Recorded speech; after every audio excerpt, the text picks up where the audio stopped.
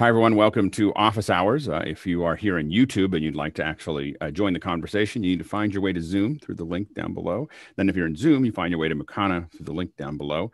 If you'd like to join this panel and actually be part of the conversation, and it's a really good opportunity to get to know people. You can get to know the folks, of course, in Discord, but you can also get to know them here. And when you're out here sharing what you know with everyone else, they get to know that you know it. So it's a good, I think there's a lot of people here who have benefited from that. So it's great to have you as part of that conversation. So if you'd like to join the panel, you just need to be here by 6:40 in the morning when we start doing mic checks. So be there by then. If you'd like to test your rig, if you haven't done this before, you can come as early as 6. So 6 o'clock, 6 to 6:40, we're talking about all kinds of things. But one of the things we talk about is people's rigs and whether they're working and how they're working and whether everything's kind of put together. So if you'd like to show up early and check that out, that's the time to do it. At 7 o'clock, we start the open questions. 7 to 8 is general questions, whatever questions that you have about production. So it's virtual production or media production. That's general questions. And we're a little short today, so it'd be good if you threw a couple more questions in there. And the best thing to do is to think about those questions between the shows. So think about things that you can't quite figure out, write them down somewhere. I don't quite understand why that doesn't work. Put those in and then bring them here and let us all learn from the conversation. At the second hour is usually something specific. And today we're going to talk about DMX. Now, I see we have a couple people here that know a little bit about DMX, which is really good because the original people I had planned to have here couldn't make it. Then I was like, well, I hope some people show up that actually, are good at this. So we've got a great group of people here that I think we're going to have a great conversation about DMX in the second hour. So if you have questions about DMX specifically, make sure to tag it. What you have to do is ask the question. Once you ask the question, you can tag it the same way you'd add a note. You can tag it in Makana as second hour, and we know that we want to save that for the second hour of conversation. If you want to share what we're doing here, and the bigger this gets, the more fun we can have over time. Share it with whoever that you think might find this to be useful. And the link you want to use is inside of Makana right now. Use that link. Don't use your own link. Otherwise, people will come and show up as you. So just take that into account. All right, Bill, let's jump into the questions. All right. We start out with one from panelist Lauren Strobe from Hermosa Beach, California. He's using Final Cut AV output as a second screen in an ATEM Mini Pro to present dailies to his client over Zoom. There seems to be an audio sync issue when he does that. Both the project and the ATM are set to 30 frames per second. Any recommendations on how to test the exact delay that he needs to adjust in Audio Hijack? Go ahead, Mickey. Can't, please. Oh, yeah. Okay. I was so excited. I was like, wow, Mickey has this answer. So you're trying to, and is it consistent? I guess, Lawrence, is it consistently off? Yes, it is. It's it's just there's just a delay, and I don't know how to test it. Are you sending audio separately, or is it audio and video? Is audio embedded with the video that goes into the presenter? That's correct. It's straight out of the iMac, and I use the second AV screen, AV output functionality in Final Cut, and so that goes through HDMI out of my iMac into the ATEM, and then I play back my timeline. And is audio ahead? It's delayed. Audio's behind the video? I think so. Yeah. Well, it's important because audio behind the video is hard to fix. Audio in front of the video is easy to fix. Audio behind the video is really hard to fix. So if your audio is behind your video, you've got trouble. If the audio is ahead of the video, that's easier to deal with. Go ahead, Leo. So what I use is there's a video from Twitch that's up on YouTube. And it's got about 100 different versions of the same thing with a thing. And I'm seeing Jason's putting his thumb up on that as well. I use that video all the time, and you just literally put it on something that you can play and you can hear if you're putting it on there, and you can watch it, and then you can still frame it because it literally has a frame and you can watch the actual peaks. That's the one I always use. And you can now adjust it in the ATEM Mini, as you probably know.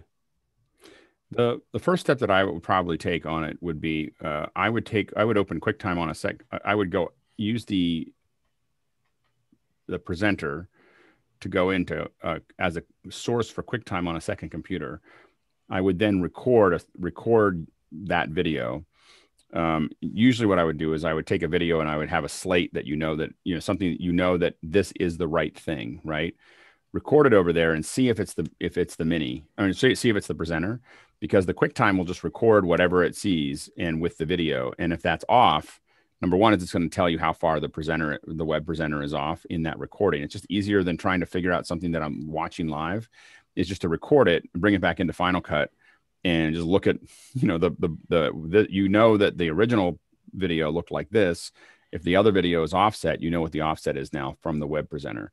If it's not that, if QuickTime grabs it, then you want to record that in Zoom and do the same thing to see if Zoom is doing that. And you just use the Zoom record in a meeting. Those are the things that I would do to kind of chase one down, to be precise. And you can definitely use a looping video, but in this case, you could also just record the video. When I'm trying to do like precision offset for audio delay, we're doing a lot of HLS work. And so what I do is literally just record to the encoder, grab onto the HLS segments, drop them in, but I just use a slate and close it on stage.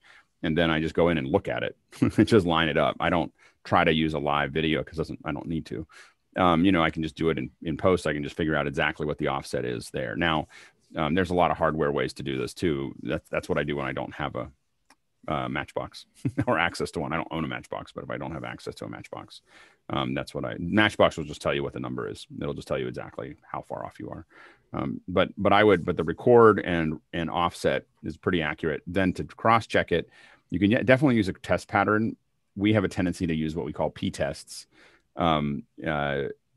which is that someone comes up and just says, just literally says some kind of Peter Piper picked a peck of pickled peppers, or they talk about, we have a PA that did an incredible one that was kind of surreal, like that is just a whole bunch of peas, but it was a story with lots of peas in it. The reason we use peas is because it's really hard to say a pea, and you have to say it in a certain way for it to come out of your mouth. And so it's easy for us to sync. And we find that that's the most accurate way to just kind of cross-check things later, to make sure that you can do all this test stuff. But we find that that's the easiest way to just know.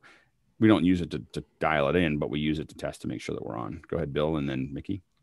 So after a couple hundred outputs using the AV output system in Final Cut Pro, it's always been in sync, except for circumstances where somebody brought in weird sample rates in audio, like a 32 kilohertz sample rate, and tried to do that into Final Cut's digital system, which expects 48 kilohertz. There we do get sample drift. Past that, it's coming out of there, I would suspect, exactly right. So I would look downstream from the AV output. If you're coming out on HDMI, because so many people have had sync issues and they had to go back and reprogram in those delays in the ATEM Mini, I would suggest that that's the first place I'd look. You just want to go down the chain, though. What is coming, if you have access to a mini recorder, an Ultra Studio, look at that, how that works in comparison to the web presenter. Then from the web presenter, we look at how Zoom is handling it. There's a couple points of failure there that you want to kind of grab each one of them along the chain to get some precision. Go ahead, Mickey, and then Jason, and then back to Lawrence. Yeah, I'd probably also look at the audio hijack chain if you have a more complex one, especially if there's a lot of processing going on, because a lot of these plugins that we're using within audio hijack aren't really designed for live usage. They're more for using within like a DAW or an NLE, which most of those have what do you call this? Buffer. Buffer, yeah, a buffer of the audio. So when it's used live, it takes up, it has a delay which could push down the audio to come out later than it's supposed to. Go ahead, Jason. Yeah, and you may have thought of this already, but Command-Shift-R will render the entire timeline. Be sure everything is completely rendered. You're nodding your head. You've already thought of that. It's one of those things that has got me in the past. And again, if your audio is behind your video, come back and let us know. But that's a hard problem. If the audio is ahead of the video, then that's a relatively simple problem that we just have to sort out. Go ahead, Lawrence. So if I do a test recording in QuickTime or straight into Zoom, does it need to be recording in the same frame rate as my source file to make a proper judgment? I think it will do it automatically. I think QuickTime will grab it in the frame rate that's coming to it. So I don't think that, I believe that it'll just use the frame rate that is being presented to it. So not that, Something has to do the pull up or the pull down. Real question is, what's your Final Cut timeline? What frame rate? 30 frames a second. And 30 or 2997? 30 frames a second. My ATEM is 30 frames. And yeah, why are you working in 30 instead of 2997? It's iPhone footage it's, so I can tell you over time, we would worry about the 30 frames a second. 30 frames a second inside of any video pipeline, even if it was recorded there, I'll tend to conform it back to 2997, to grab onto it, because there are things that recorded at 30, but I would conform all the footage in 2997 because we have all kinds of sync issues if we start playing with 30 frames a second inside of any video pipeline. So that could be, is it slowly falling further out of sync as you play it? No, but I think what you just brought up might be an issue, but there's like over 2,000 movies. And so to reconform them will be, but that might be part of the problem. It's a weekend of a Mac Mini sitting there working. But yeah, reattaching them will be a thing. Go ahead, Jason. I didn't have anything. I was going to show you the sync pattern. This is what I use. Right. Yep. Fenwick. Lawrence, I've been doing editing online for a long, long time. And at a certain point, I just tell people, I go, look, does it look okay? Does it sound okay? Trust me, it's in sync. It's perfect here. So sometimes you have to do that, I think. But you can, I think you can chase it down and find a delay there that you can put in if it makes them feel better. Next question. Moving on to David Brady in New York, who says, I'd like to learn more on the use of WLM. Is the profile used on office hours an industry standard or a spec you put together? Are the settings something you could share? Mickey?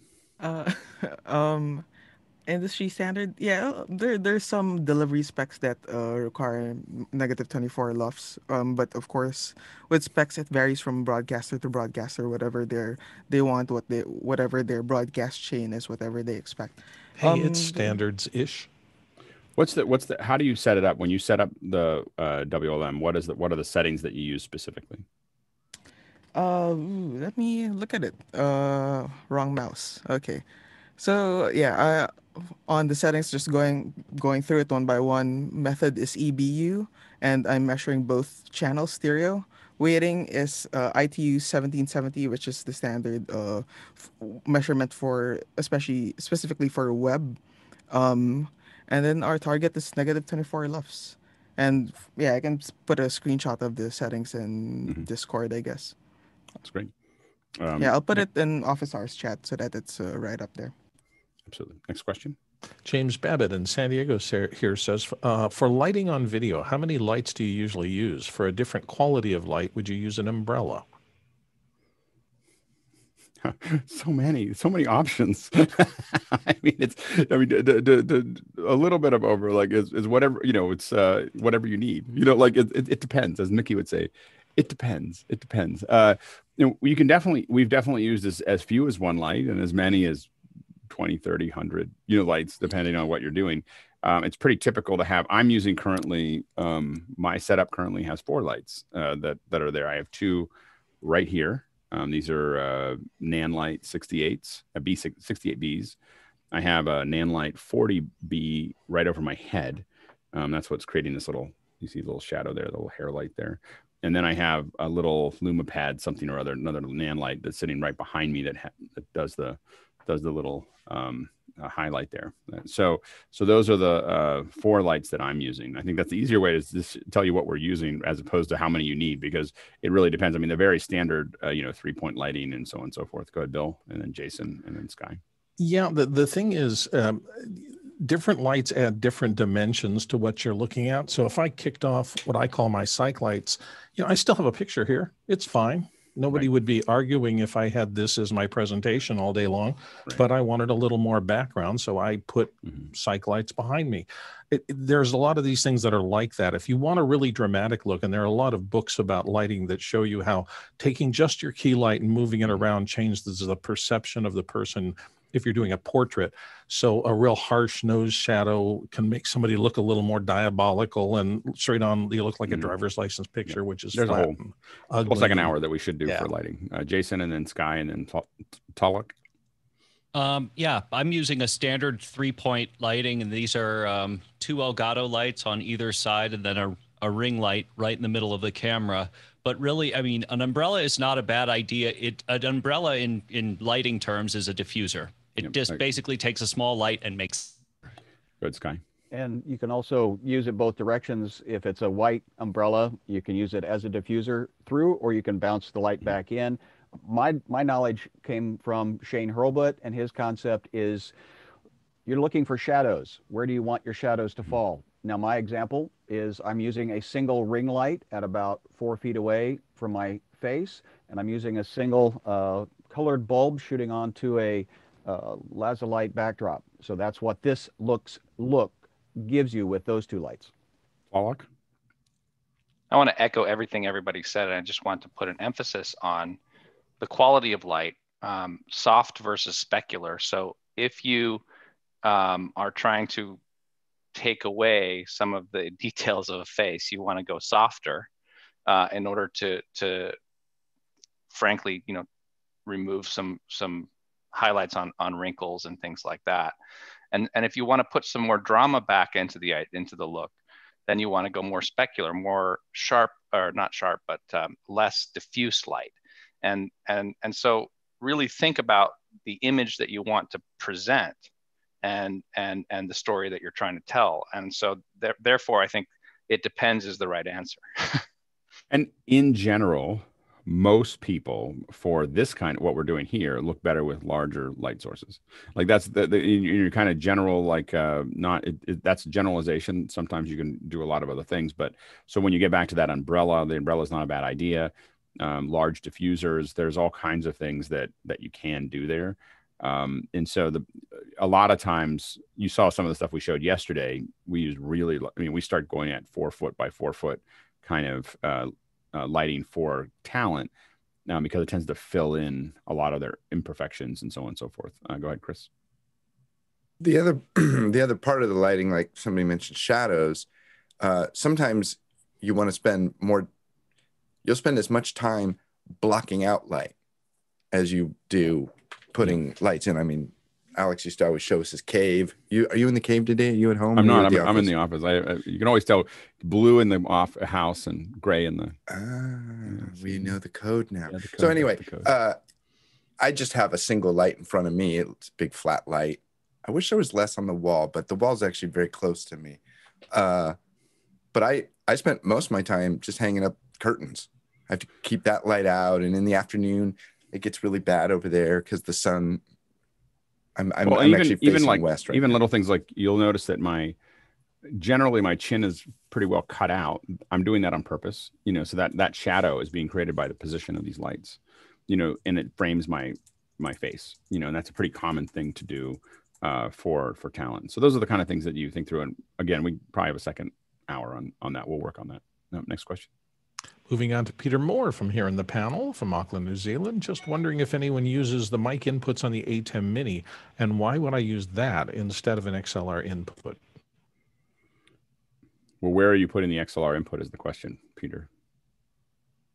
Are you here? I am. It would go to my mixer. I'm just wondering if anyone uses the inputs on the actual ATEM Mini. Go ahead, Jason, then Jeffrey, and then Greg, and Mickey.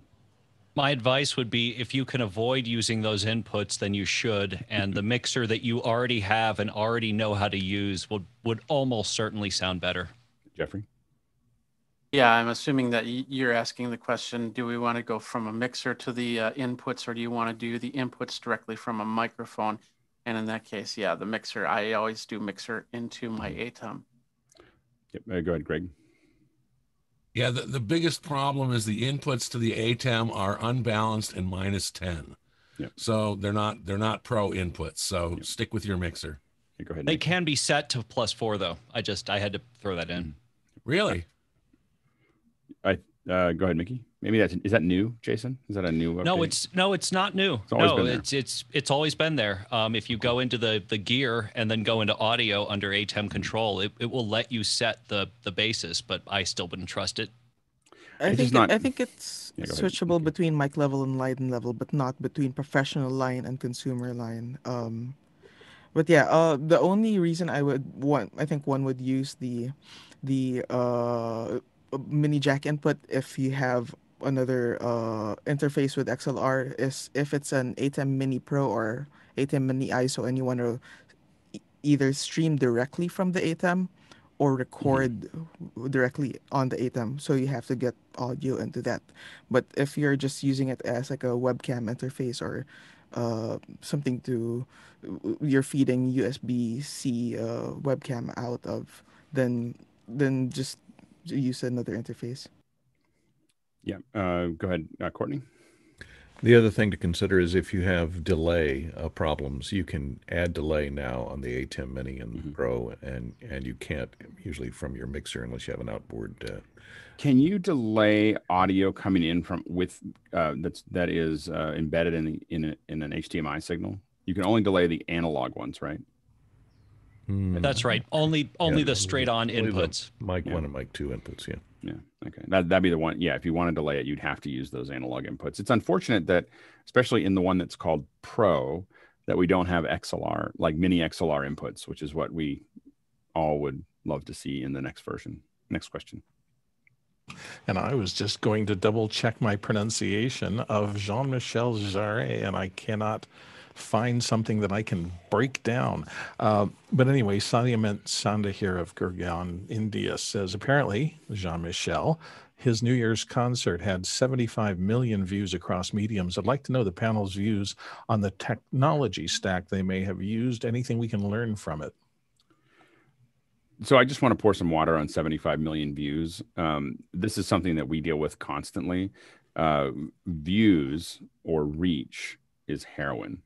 Like it is like, you shouldn't be throwing that stuff around. It is, you get addicted to it, you get stuck with it. And we see this all the time when people really get into this, like they want to talk about the number of views and everything else.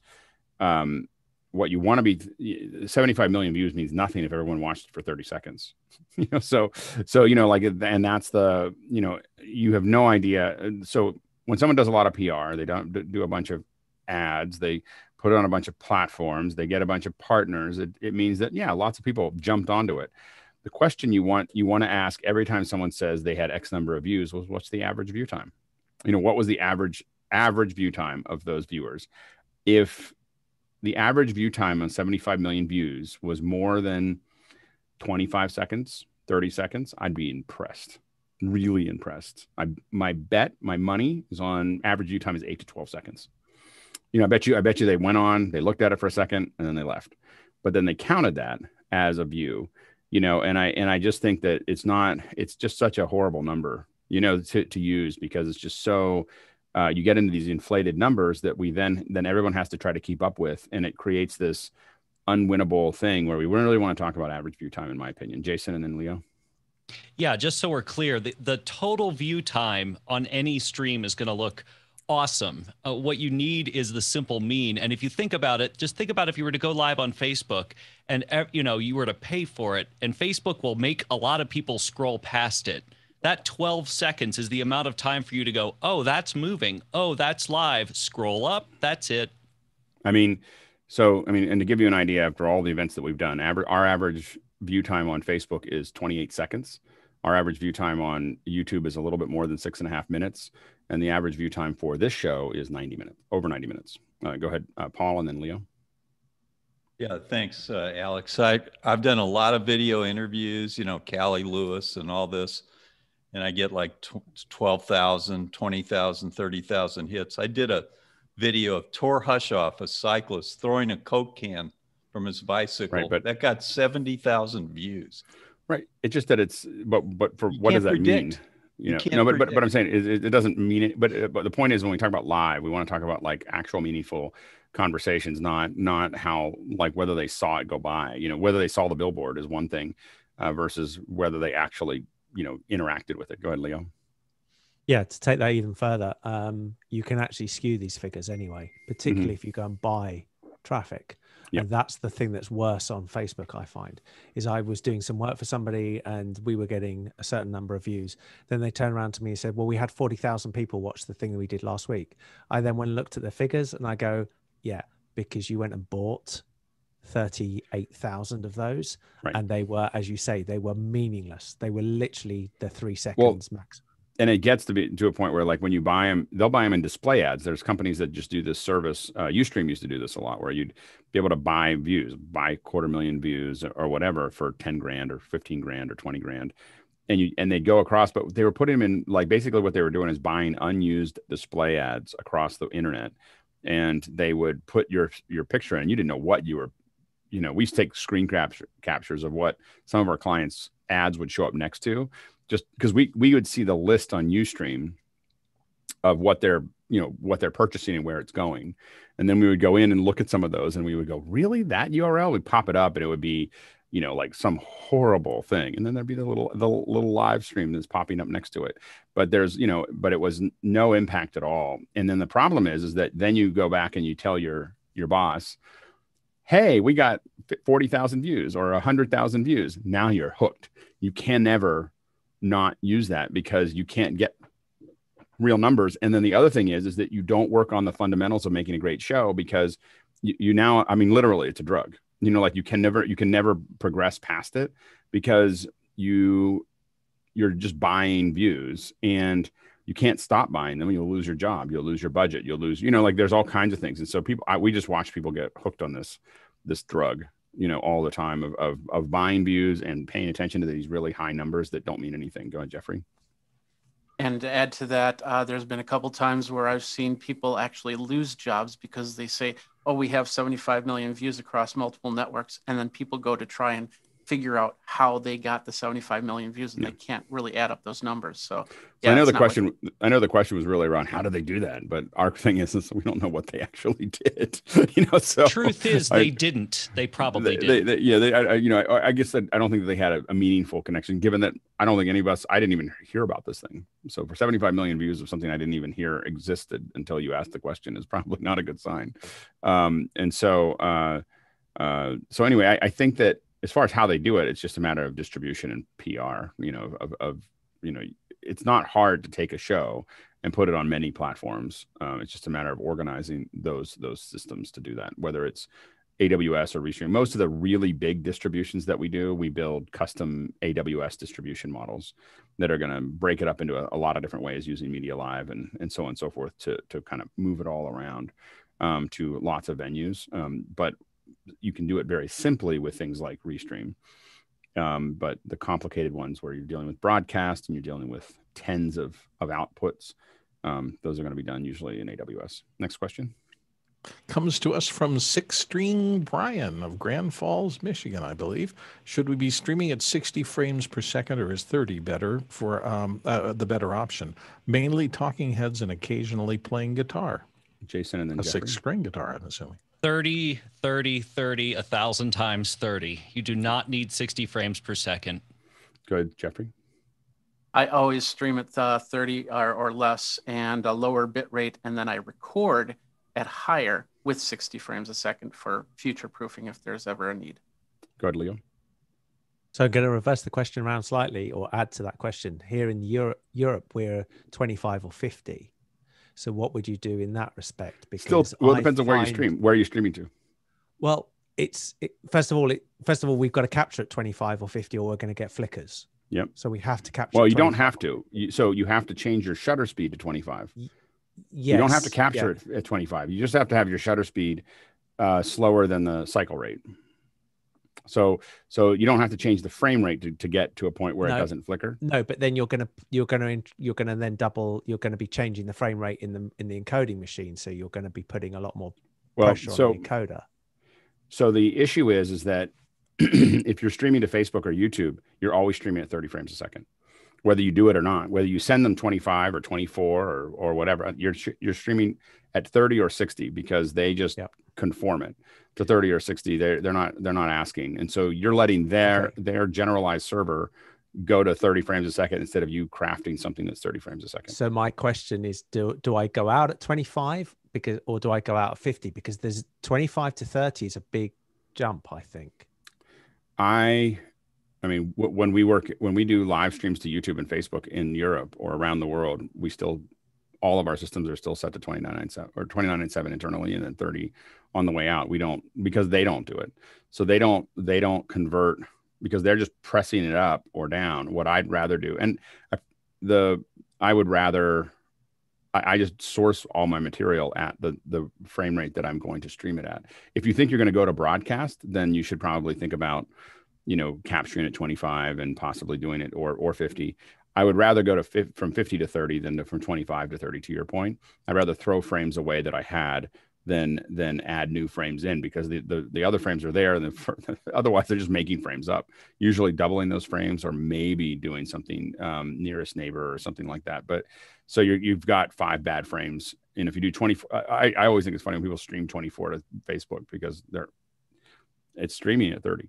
Like, it's not, you can do the film look, the pull up or whatever, but it streams at 30 no matter what, And so now if you have something like Akamai or you're using CloudFront or something like that, you can stream to 23.98 or you can stream to those things and it will come out that way if someone's screen will support 23.98. If their TV is set to 23.98, which is, the chances of that happening are very low. Like, there's not that many people like me that hard code all of my equipment to 23.98. Like, that's not a usual person out there. It's 95% chance they're watching it at 30, 60, 120, 240.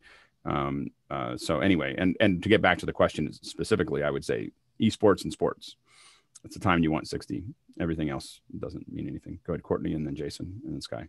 There's always a lot of confusion in America here between the integer and non-integer frame rates. And when you say 30, do you really mean 29.97? And when you say 60, you really mean 59.94? Does Facebook stream in integer rates or? Integer. It's doing 30 frames a second. We run our entire system at 29.97, and then our encoder goes to 30 on the way out. And does it do SMPTE pull-up if you want a precisely timed program? I don't know. A drop frame? I mean, does it do drop frame? It just does 30 frames a second. It's just like, that's all I'm going to do. Well, to get from 29 to 30, you've got a drop frame. I know it does. It's just that I'm just saying that it grabs it. It's not as precise because the programmers that work on this don't understand 29.97. They're just like, I don't understand. It's just going to be 30. Like, this adds more math. So constant confusion in our industry over this. Jason and then Sky. Yeah, and to be clearer on that, the live stream is going to have a varying sync. So, it's going to go plus and minus. And if you watch the sync, Alex has talked about this in the past, you can watch YouTube sync go in and out and in and out. What is it? Plus or minus 45 milliseconds. 45 milliseconds or so. The way that I've done this in the past, if I have to output to something goofy, I will conform my equipment and have, and then just split it to whatever I need broadcasting. And then the encoder itself is just, gets 30, period. To Leo's point, that you have to decide what you're going to do with the VOD. If the VOD needs to be 25 or whatever. Now, if you are recording at 60 or at 50 and you are outputting at 25 or 30, remember that your shutter speed, again, you have to think about, because your shutter speed is at 50, but if you're sending it out at a lower frame rate, everything looks a little stuttery because the motion blur isn't correct.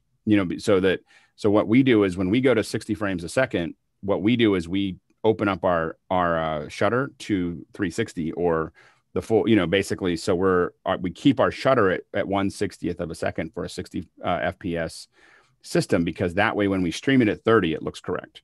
We stream it at 60, it looks a little bit more motion blurry, but we don't find that people really notice it as much. What people really notice is, what they notice way more though, is less motion blur than more motion blur. It's actually more motion blur doesn't bother people nearly as much as less motion blur. That's been our experience. Sky, and then Bill. And you really nailed exactly where I was going to go. Is if you're doing sports, you're going to want as much frames to play with, because otherwise, even in a fast pan with less frames, you're going to get across the field, or the image itself, if it, at low frame rate, you're going to get stutter because it doesn't have enough. Yep, and we're gonna speed up a little bit because I'm looking at the number of questions and the amount of time. So let's go to the next question. Okay. James Babbitt, if you're in San Diego, says, do you use a carrying case for the Countryman H6 and the sound devices USB Pre 2? I typically have the Countryman comes with its own case, and I often keep it there. So I keep it in its own case. It's got a nice soft case that comes with it. Keeps all the little bits and pieces. I usually put my IFB in with it if I'm traveling. It tends to work well there. As far as a USB Pre, I use the wraps. There's these kind of like soft wraps that you can that fold over, and I can't think of there's lots of people that make them. But equipment wraps, they're kind of they have Velcro. If you do Velcro equipment rack or gear wrap on B&H, you'll get it's almost like neoprene. Yeah, it's like neoprene, and they just kind of go around your stuff. And I usually put that around my USB Pre and then throw it in a bag. That's usually the big things. I just try to avoid metal against metal. Let's go to the next question. We're kind of trying to burn through. Alton Christensen in Brooklyn says, the MAC anti-shine makeup doesn't seem to be available anymore. Can anybody suggest a replacement? We just bought a big box of it. Go ahead, Jason. Yeah, you don't actually need makeup. These are just oil absorbing sheets, and these you can get at anywhere at Walgreens, Rite Aid, that kind of thing. The anti-shine stuff, though, lasts over a long period of time. So the sheets will last for a couple minutes. The anti-shine will spread it out for a while. You can buy the MAC Mattify at MAC. So if you go to MAC, it's not a computer, but if you actually go to now as a guy going there, is more, asking for makeup is more odd, but you can definitely do it. I've done it. Bought lots of boxes at MAC. But the MAC makeup stores will have it. It's very hard to find online. I don't know why, but we can almost never order online. We have to send somebody out to get it. I don't think it's out of stock. I think it's just not available online. They do some kind of exclusives or something. Next question. Victor Cahallo of Brookings, South Dakota says, anyone know how to control a UVC camera, HuddleCam HD, using QLab? This camera is USB, not Ethernet enabled. Go ahead, Jason.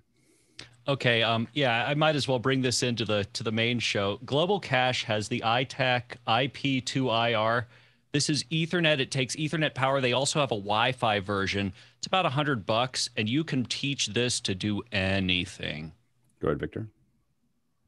I called support and they told me that this camera supports this Microsoft protocol UVC, and so I was hoping that maybe someone would know how we could talk to that protocol via scripting or something. Yeah, UVC is the general protocol that's being used by, like, anytime you open anything that shades your web camera, that type of thing, it's all UVC. Go ahead, Leo. So I think that camera is actually also the PTZ Optics camera. And I know that the PTZ Optics, you can actually download the PTZ Optics software and you can control the camera in that software. So you may want to try and see if that gives you an interface to do it, because you just set the camera, you can set one of the cameras as USB, and then you can control it. And I know I can do that on mine.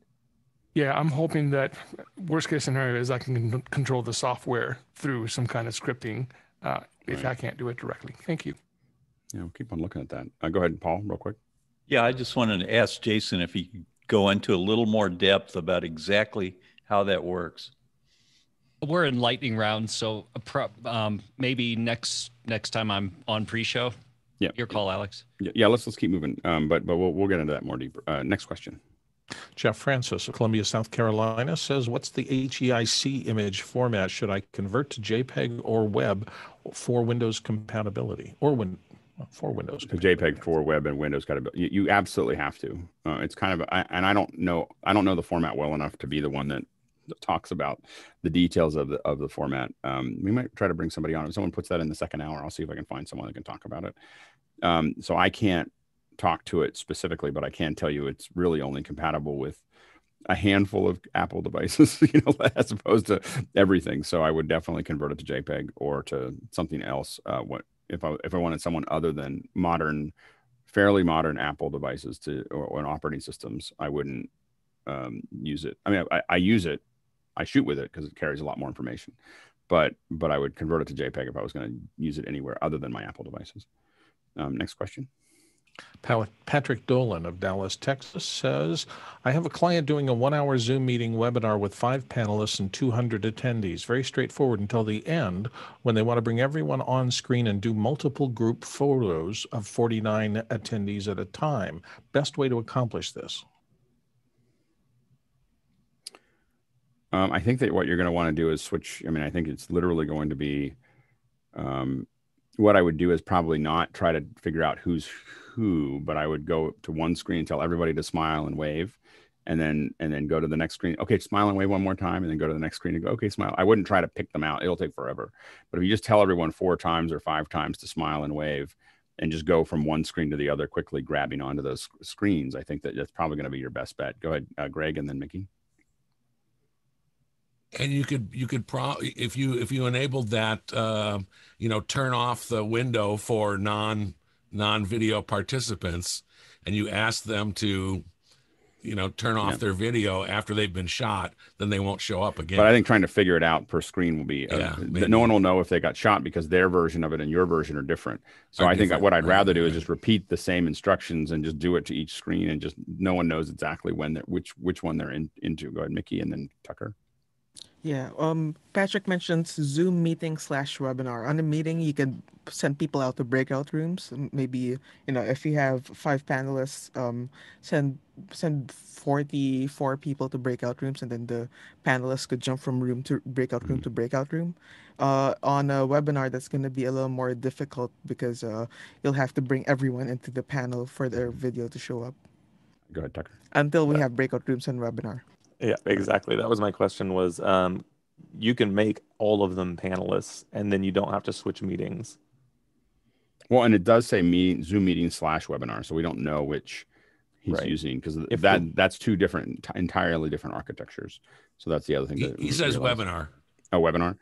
Oh, it says Zoom meeting and webinar. Zoom meeting / webinar.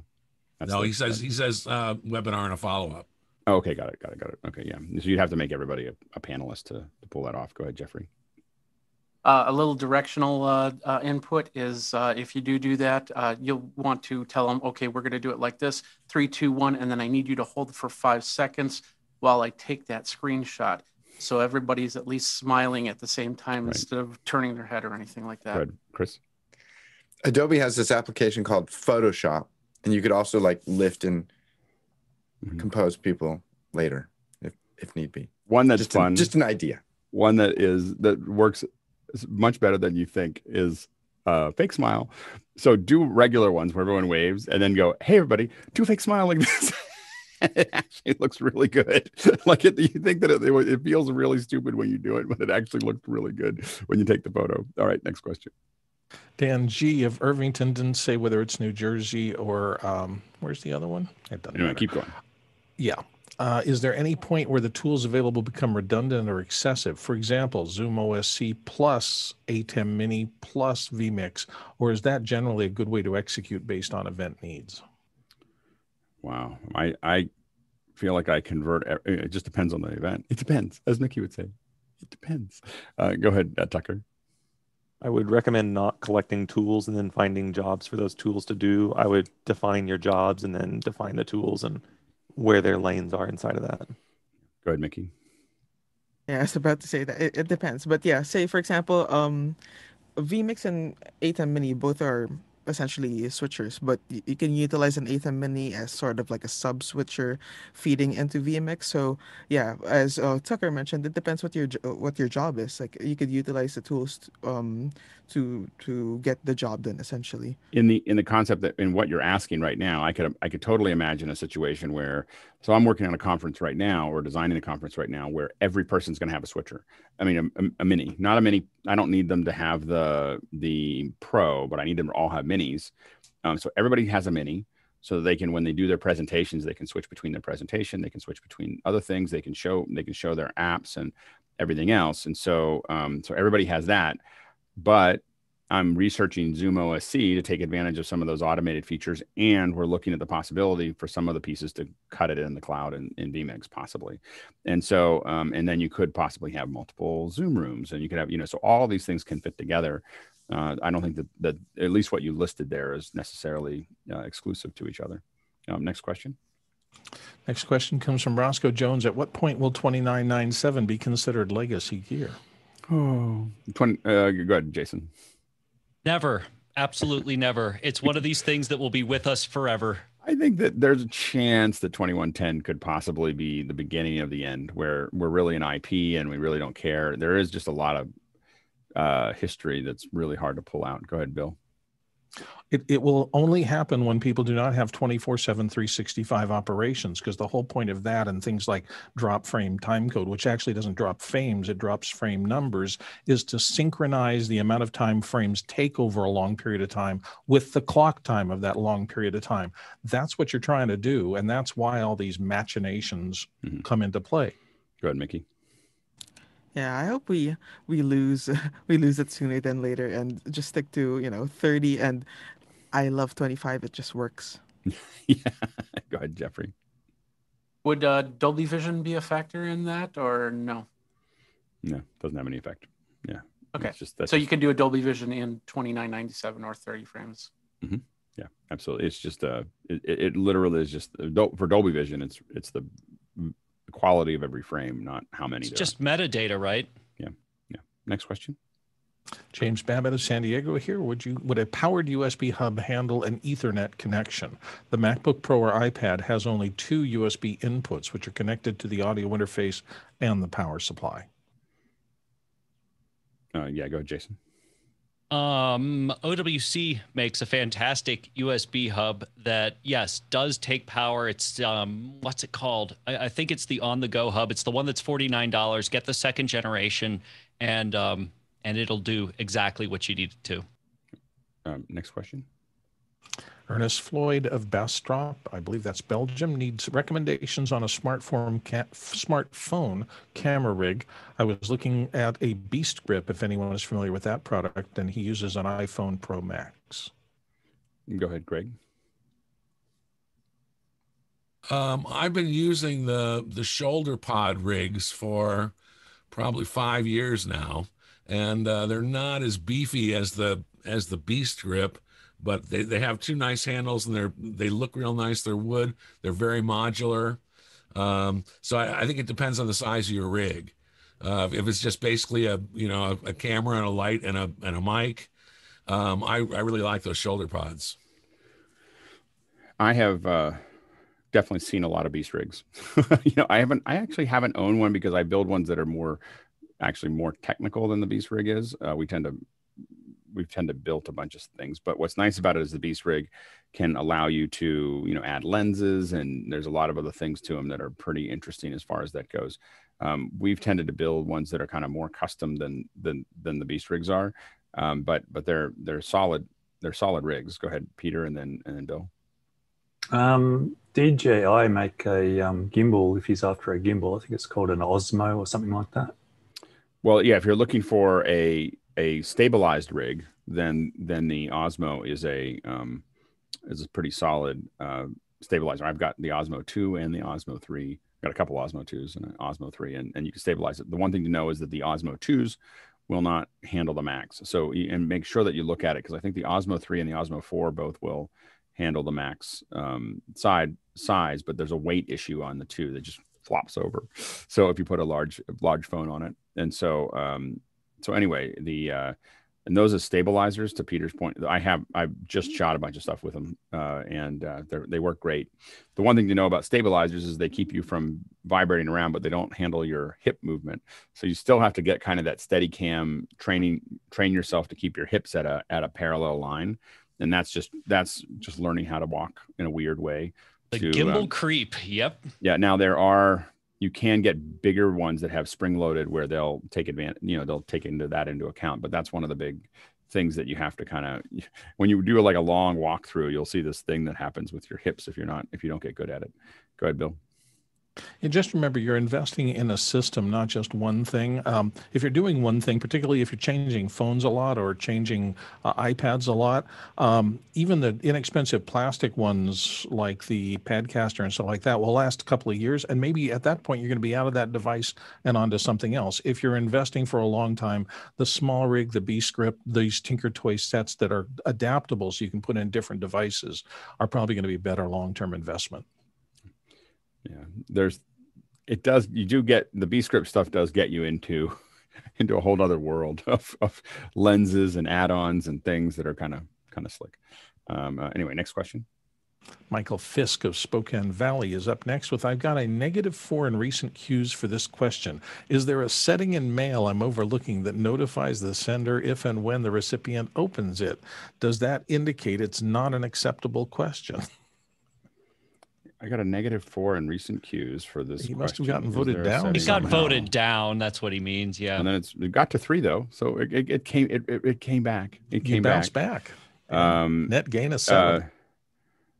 And it's Apple Mail he's talking about. Yeah, I think it's just mostly people are like, I don't want to talk about mail on this show, but we'll talk about it for a minute. Go ahead, Jason. Yeah, I'll answer the question. This is a very old setting that used to be something people used in Outlook and became popular in that. Apple got rid of it, if they ever had it, a very long time ago. So no, there is no setting in modern macOS to do that. What people do for mail outs is put bits, they do these, like they throw a bit into the, a tracking bit into the mail. So if you get an HTML mail, you might have a tracking bit that tells them how many people opened it, and so that gives them an idea of what, how successful the campaign is and actually who opened it. So there are tools to do that outside of Apple Mail to do it.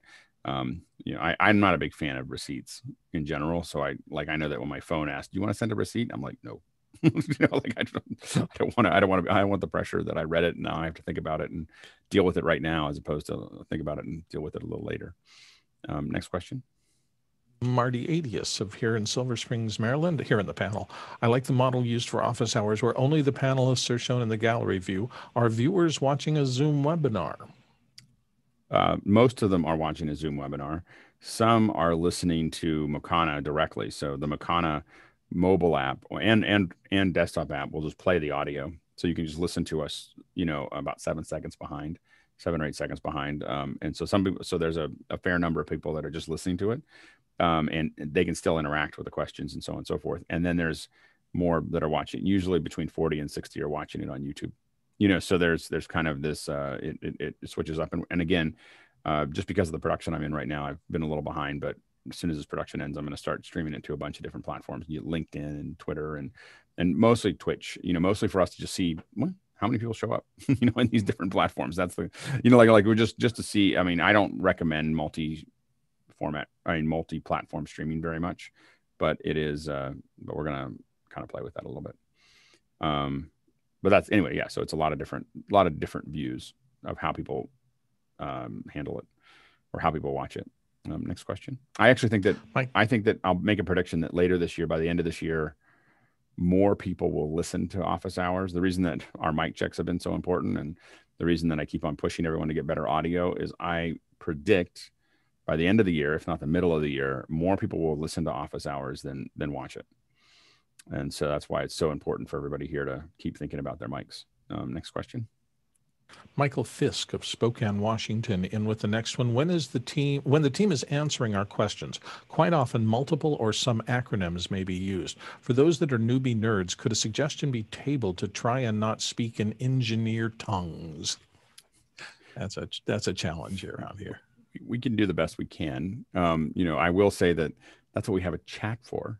so like if you don't understand something, chat, Discord, those things, or write them down and ask the question. Like we have an open question thing. If we said something that doesn't make any sense, go, what is that?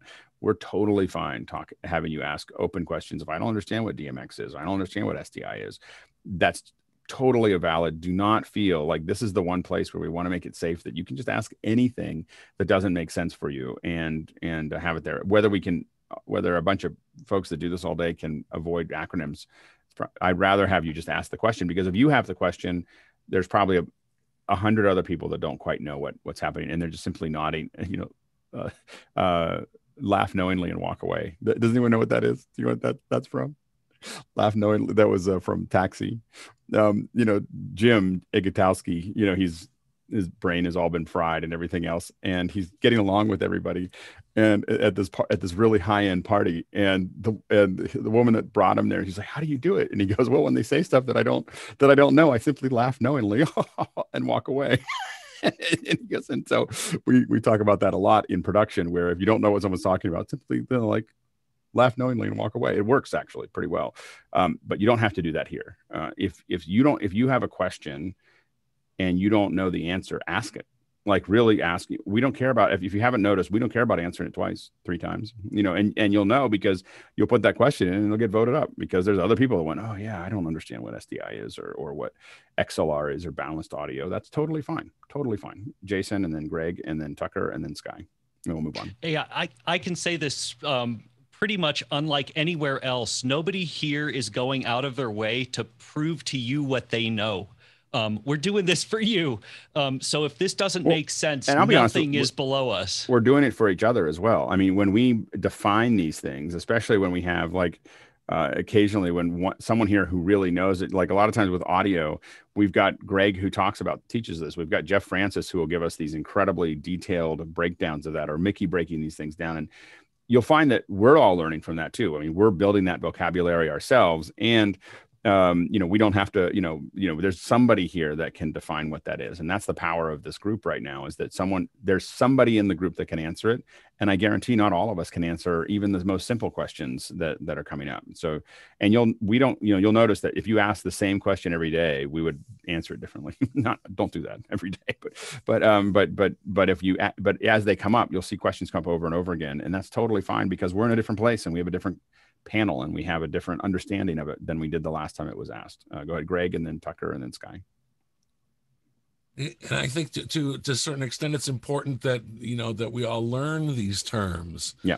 And because I've heard so many things that I had no idea what you guys were talking about. Right. But I've also been able to pick it up through context. Right. So the more it gets talked about and the more it gets used, now I can integrate that into my language as well. Exactly. Tucker, and then Sky, and then Chris, and then we'll move on. Yeah, we're actually incredibly fortunate here that we have a lot of engineering minds that have the ability to speak clearly about things and break those things down. There's a lot of times when you get to a certain level of engineering mind, they don't care to explain what those little things mean, right. And they just don't want to slow their brain down enough. And it actually makes it harder for them to think through a problem, to slow it down that much. And so I haven't been on in a very long time, but I always loved whenever we would have a discussion, some different things would come out, and then another question would come up really quickly in the same session, and we wrap it back, and I think this panel is fantastic at wrapping it back and still applying it back to the question earlier. So definitely always call us out, always ask, but it's a really good note and it's definitely taken. Thank you. And again, that you have created a safe space is the key to that, and that we're doing it every day is also an element of ability to learn new things. I will constantly ask if I don't know that term, but I've also seen when I work inside of any vertical industry, they're going to have their own, what I've understood the word to be, lexicon. And it's short speak, shorthand. In production, we have shorthand. In theater, we have shorthand. In software, they have shorthand. Right. And so those acronyms are shorthand that, again, as we all learn from each other. So again, this is a great opportunity to learn. Last question of the first hour. Jeff Francis of Columbia, South Carolina, and here on the panel gets the nod. Alex, yesterday during the cooking second hour, you mentioned an inexpensive jib that mounts on a tripod for overhead shots. What make and model was that, and can you post a link? Don't buy it just yet. Let me test it. Like, I just got it, and I'm having some issues with how it hooks up to the tripod.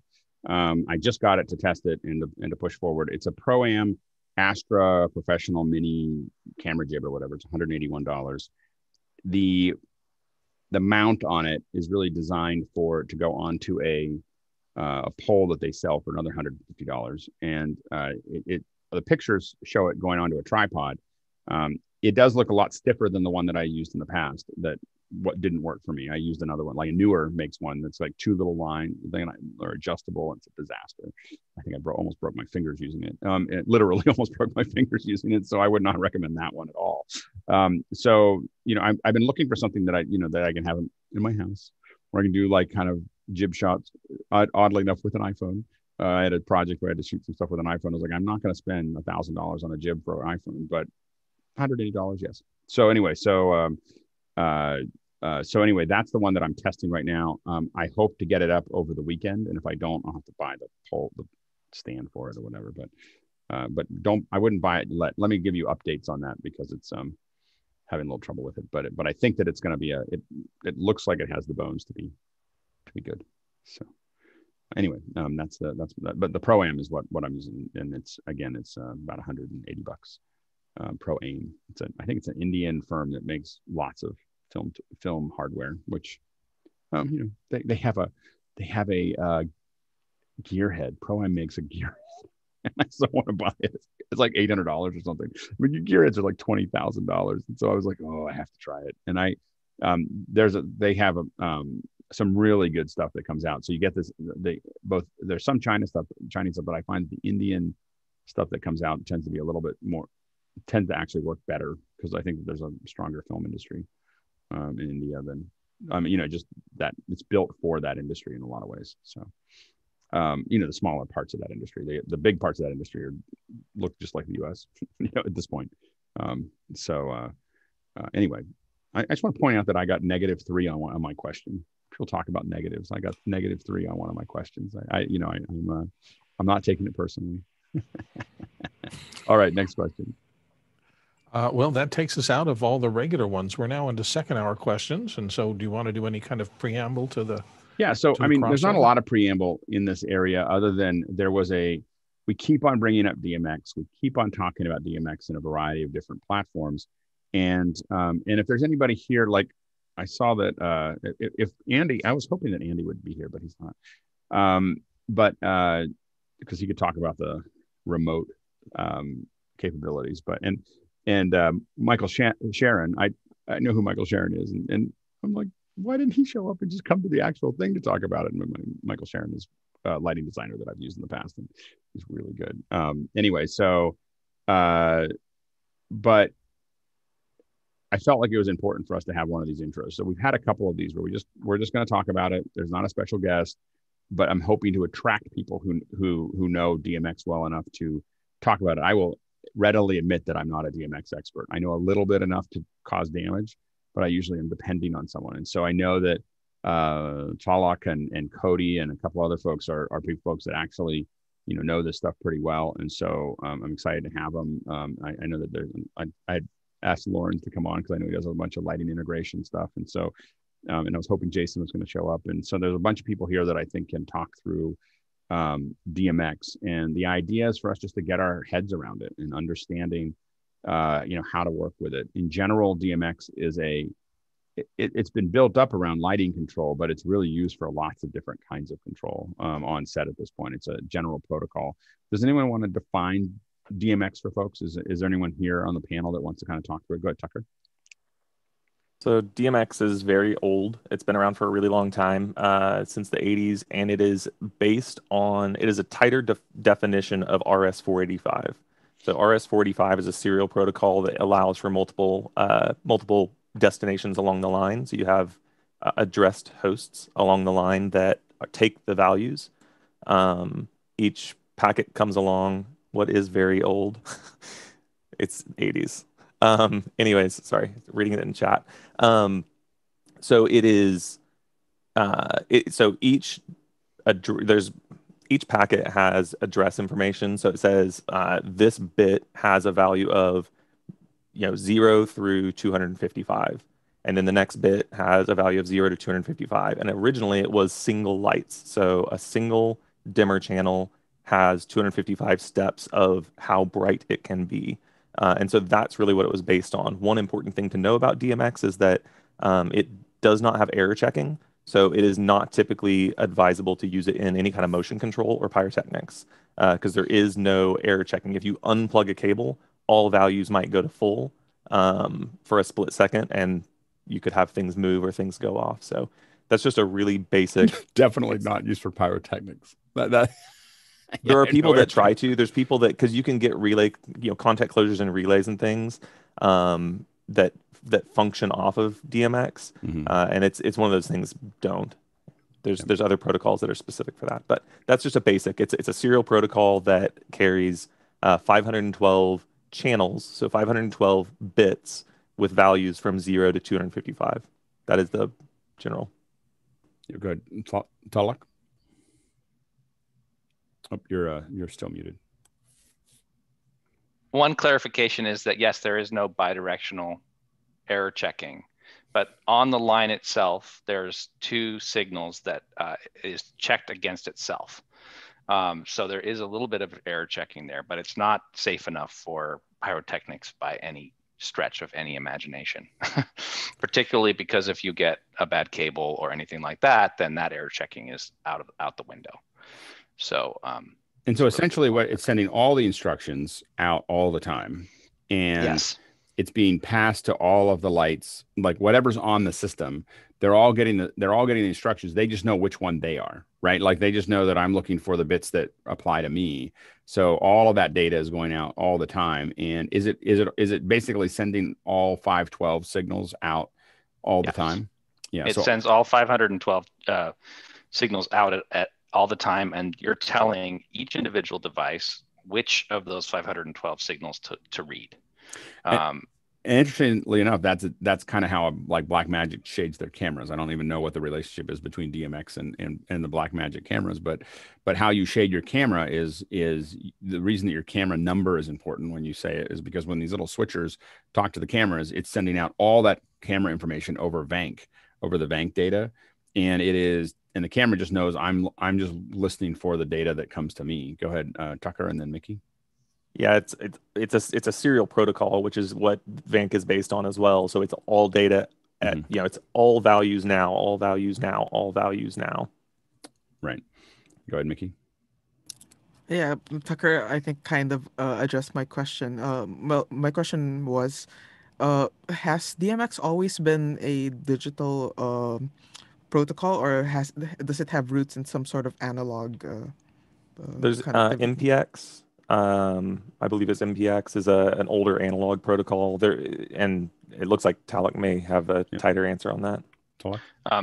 It right before DMX was AMX, and that was a 0 to 10 volt analog version, and I think before what Tucker was talking about was before AMX. So and there was a guy named Doug Fleener that built a bunch of adapters that would get between those two protocols, because you go into a theater that still has that AMX stuff, gives me makes the back of my teeth hurt, but anyway, so but it happens, and so yes, it went over time, and really DMX is a lot more than that now, because we have moving lights, and there's just so many parameters that you need to do, and projection work and all this stuff. And so we get into multiple universes, what we call universes, of these 512 addresses. What's a universe? A universe is a full contingent of that 512 addresses. And so if you have 200 moving lights, you have many multiples of those. Because the issue is that one light needs because the channels, there's one light to dim it, one light to rotate it, that type of thing. Exactly. Each parameter is one channel, and each parameter is changed by that 0 through 255 range. Right. And Tucker. So and that is absolutely the case. There's a lot of, when we talk about single channel, they weren't very forward thinking. They said one universe is 512 channels. They should have started at maybe like the neighborhood or the city. But anyways, that's been an annoyance for a long time for me. But there are ways that they have come to, if you have a 360-degree rotation and you have that divided 255 times, that's a really rough rotation. It's the segmentation is really rough. So there is a way that they've worked out to do 16-bit instead of 8-bit. And what they do is they basically split, like your pan is split into two channels. It's a fine channel and a coarse channel. And the fine channel ramps from 0 to 255. Then the coarse channel ups by 1. Then it goes 0 to 255. Then the coarse channel ups by 1 again. And that's how they get 65,535 or 536 actually on that one. Points of rotation. That's how you get much smoother movement for things like Sharpies and projection mapping and projection, moving those things. So. Right. And it's Cody? important to note that if you are going to use, I'm sorry to have jumped in there, but That's if you're fine. going to use 16 bits, that some of your controllers just don't do the work of ramping up 0 through 255 for each larger grain, right? So you have to have the kind of computer control that will do that work, because it has to go, anyway, I won't get too deeply into that unless there's a No, question. that's what we do. That's why it's the second Yeah. hour. Cody? Just pretty much would add on to what Tucker said. Like, fixtures have the, you have addresses, you're having to address each fixture, and then the channel modes. So like a spot fixture I use is a Solar Frame 1K. It's a high-end systems made by ETC, and it has like 48 channels. So like if you start adding those in your console, patching those in, you're already up real quick to those 512. So you have to start splitting out your universes. It's like then you start getting into and how do you split the ArtNet. universes? So it just depends. Like you have an upstage, mid-stage, downstage truss. So like you could evenly spread them out. And then is your lighting console building those universes? Is that where Yeah. So I'm pushing those out from the console. So like, sometimes we use ArtNet and SACM, which goes over a network protocol, because sometimes you need more universes than what the console outputs. So like I use a Roadhog made by high-end systems, and it only has 4 universes out. So we have to use, ArtNet and SAC and Ethernet over, or DMX over Ethernet to make that happen. The Sky and then Tucker. I'm just watching Chris Fenwick's eyes glaze over. So much alphabet, so much lexicon. Anyway, I'm almost wanting to go backwards. We start with a light, and now what do we do? And because you're way ahead of me, I'm almost thinking I need a preschool 101 class, because we're gonna make you swim in the deep end for a little while. Go ahead, Tucker. Okay.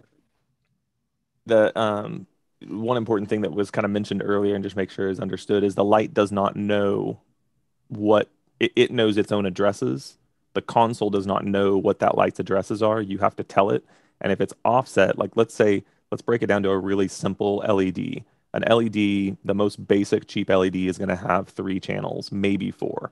It's going to be red, green, blue, dimmer, if possibly. It might just be red, green, blue. And so let's just start there and say, in your lighting console, you say, I have 1 LED, and it is set to address 1, and channel 1 is red. And you have profiles that align to that say channel 1 is red, channel 2 is green, channel 3 is blue. And if you say, I want this light to be orange, the light board knows and does the math on how do I blend those colors to get the color that you want out of that fixture.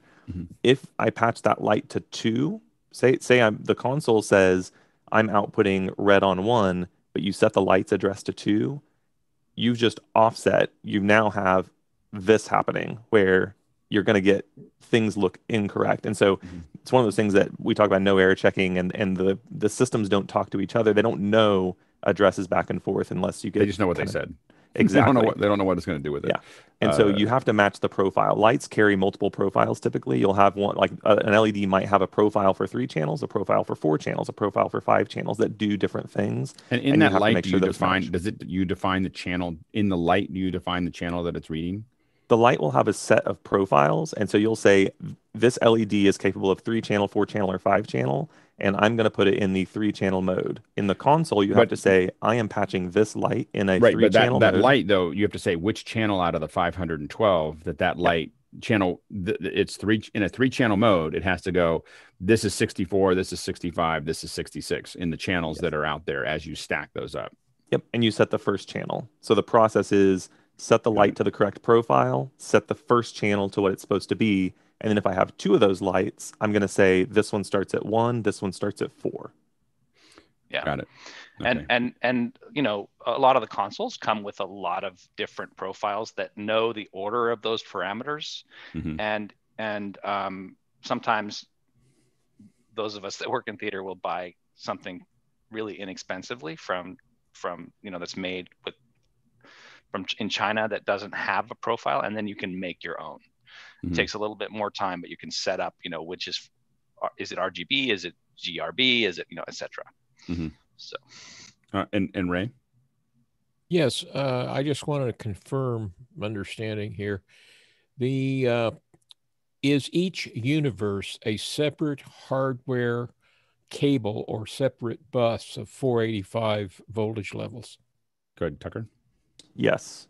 If in a traditional console you've got a single, you get into 3-pin and 5-pin. Professional DMX is 5-pin. It is the standard allows for 2 universes over a single 5-pin cable that shares a ground or shares a common. Very, very few manufacturers actually use that. They use a 5-pin cable, but they only actually connect 3. So it's typically 1 universe per physical plug. When you get into over IP, you get into SACN and ArtNet. I have a lot more experience with ArtNet, and that over Ethernet, you can say this is universe 0, 1, 2, 3, 4, and so you identify what it's picking up off of. Let's jump into the questions a little bit, Bill. Sure. Courtney Gooden starts with our first one, and he asks, how does DMX handle control of video playout, and are there any commands that control projection mapping?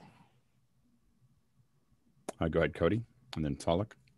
So I've used, I mean, they have different media servers out there. So like Resolume, Disguise, I'm trying to think of other ones out there. I use Resolume specifically in a Pro Video Player made by Renew Vision. But you know, that's ways that you can control, you know, that video play out. You know, even in like, I know in Live Event World, they have time codes. So like all that stuff is time coded through SMPTE. And then they also have like the DMX, like we're talking about profiles, like they have profiles for those different media servers out there, which usually you control them over ArtNet usually to control those media servers. And Talik? So I patched a Hypnotizer media server in order to sort of show this. This essentially gives a DMX or ArtNet channel to each parameter handle. And so then you can say what piece of media you're using, and you can say where it is on the screen. You can say how it's, you know, what its mix type is, et cetera, et cetera. And so it gets, this is, you know, with media services where you get a lot of parameters and you start to use up universes. Yeah, that's so, you could theoretically have almost probably a whole universe just dedicated to some things, you know, like yes, that are just, it just absolutely. needs its own entire protocol. And then each of these pieces of equipment have different profiles. Like if you want to get really granular, then you're going to use up a bunch more things. But if you don't have a lot of universe to work with, then you might want it to be less granular. Go ahead, Courtney. So I can see from that graphic you just put up, you can scale, rotate, and position each video, plus control video playout and brightness and so on. So you have a great deal of control over the projector as well. That's great. The next question. Michael Sharon of Chicago is in with, has anyone have any experience with DMX over cloud internet, a wide area network specifically, using Cinemiranda or something similar? Talik? So frequent panelist Andy, I can't pronounce his last name, but he's built a thing called TeamViewer, and I've done 2 shows with it, and it allows you to send ArtNet or SACN over the wide access network, or wide area network, and it's very stable and it works very well, and we had no problems with it. You're talking about Streamweaver?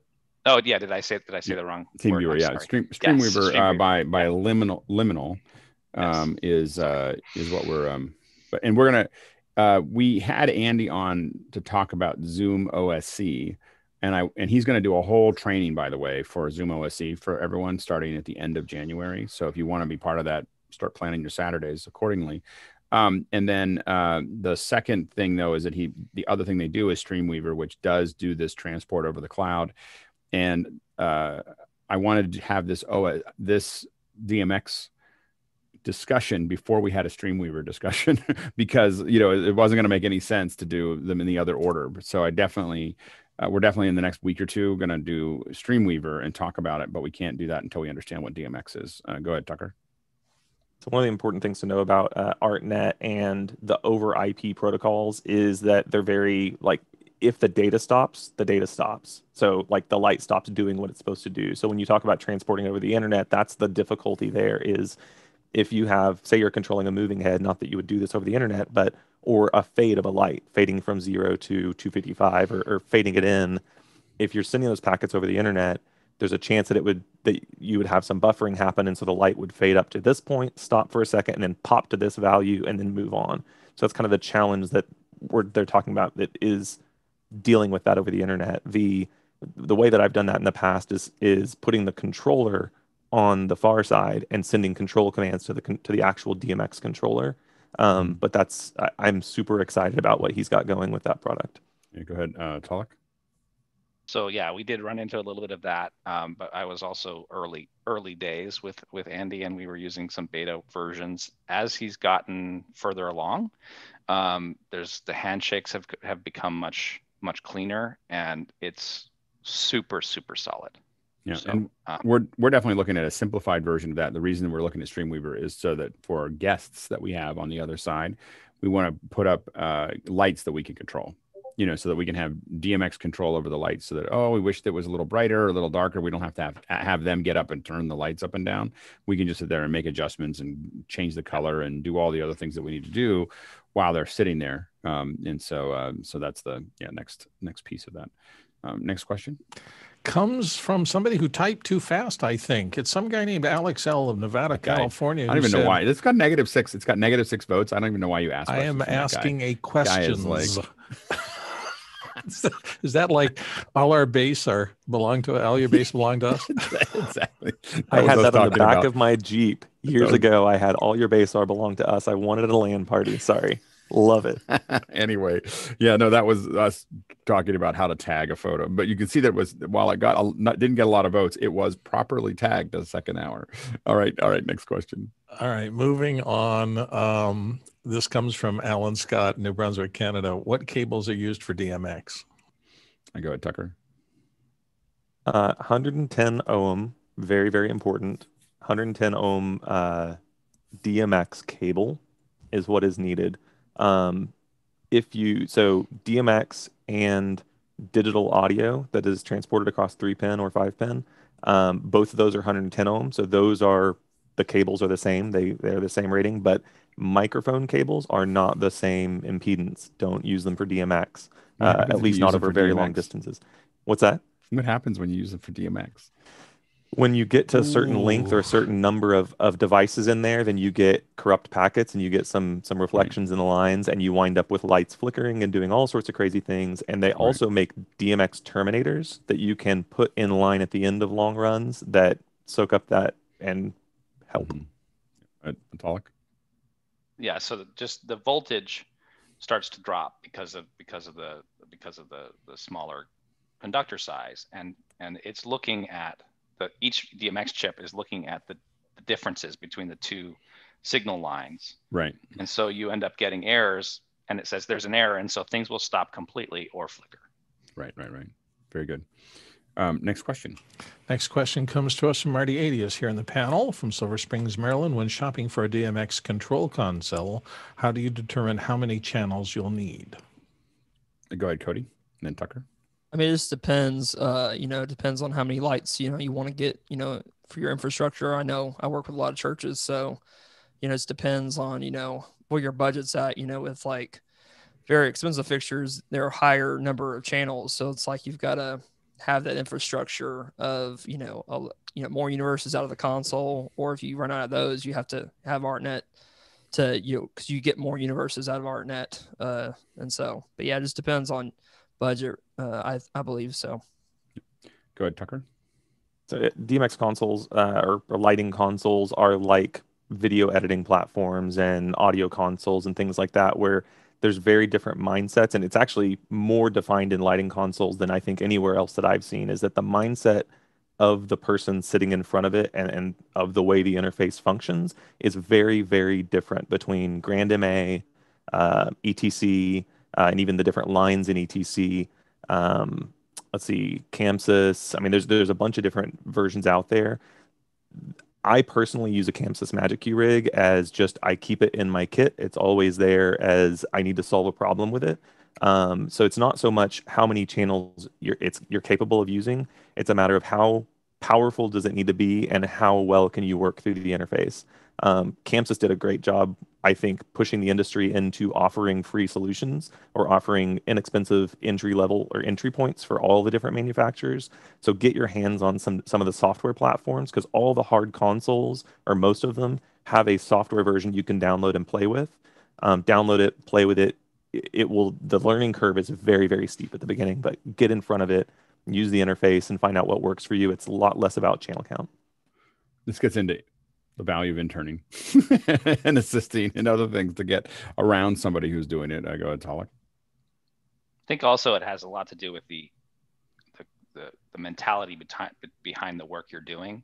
Right. For example, when I'm doing theater, I really want there to be cues that can move from one state to another. That's super important. Mm-hmm. But when I'm doing live streamed events and working with people who are working with multiple cameras, it's really important to be able to have super kind of hands-on, fine-grained adjustment of lights. And so it's you might want to have sliders. You might want to have a handle to move, and really depends on the mentality of the person who's using it. And then on the next, or a third way of thinking is for concerts, where you have to be able to change things really quickly on the fly with the music. And so that's called busking, and things like the Grand MA and different consoles are built with that in mind, with a different build up completely. And if you ping me if you want more information. Yeah, absolutely. Tucker?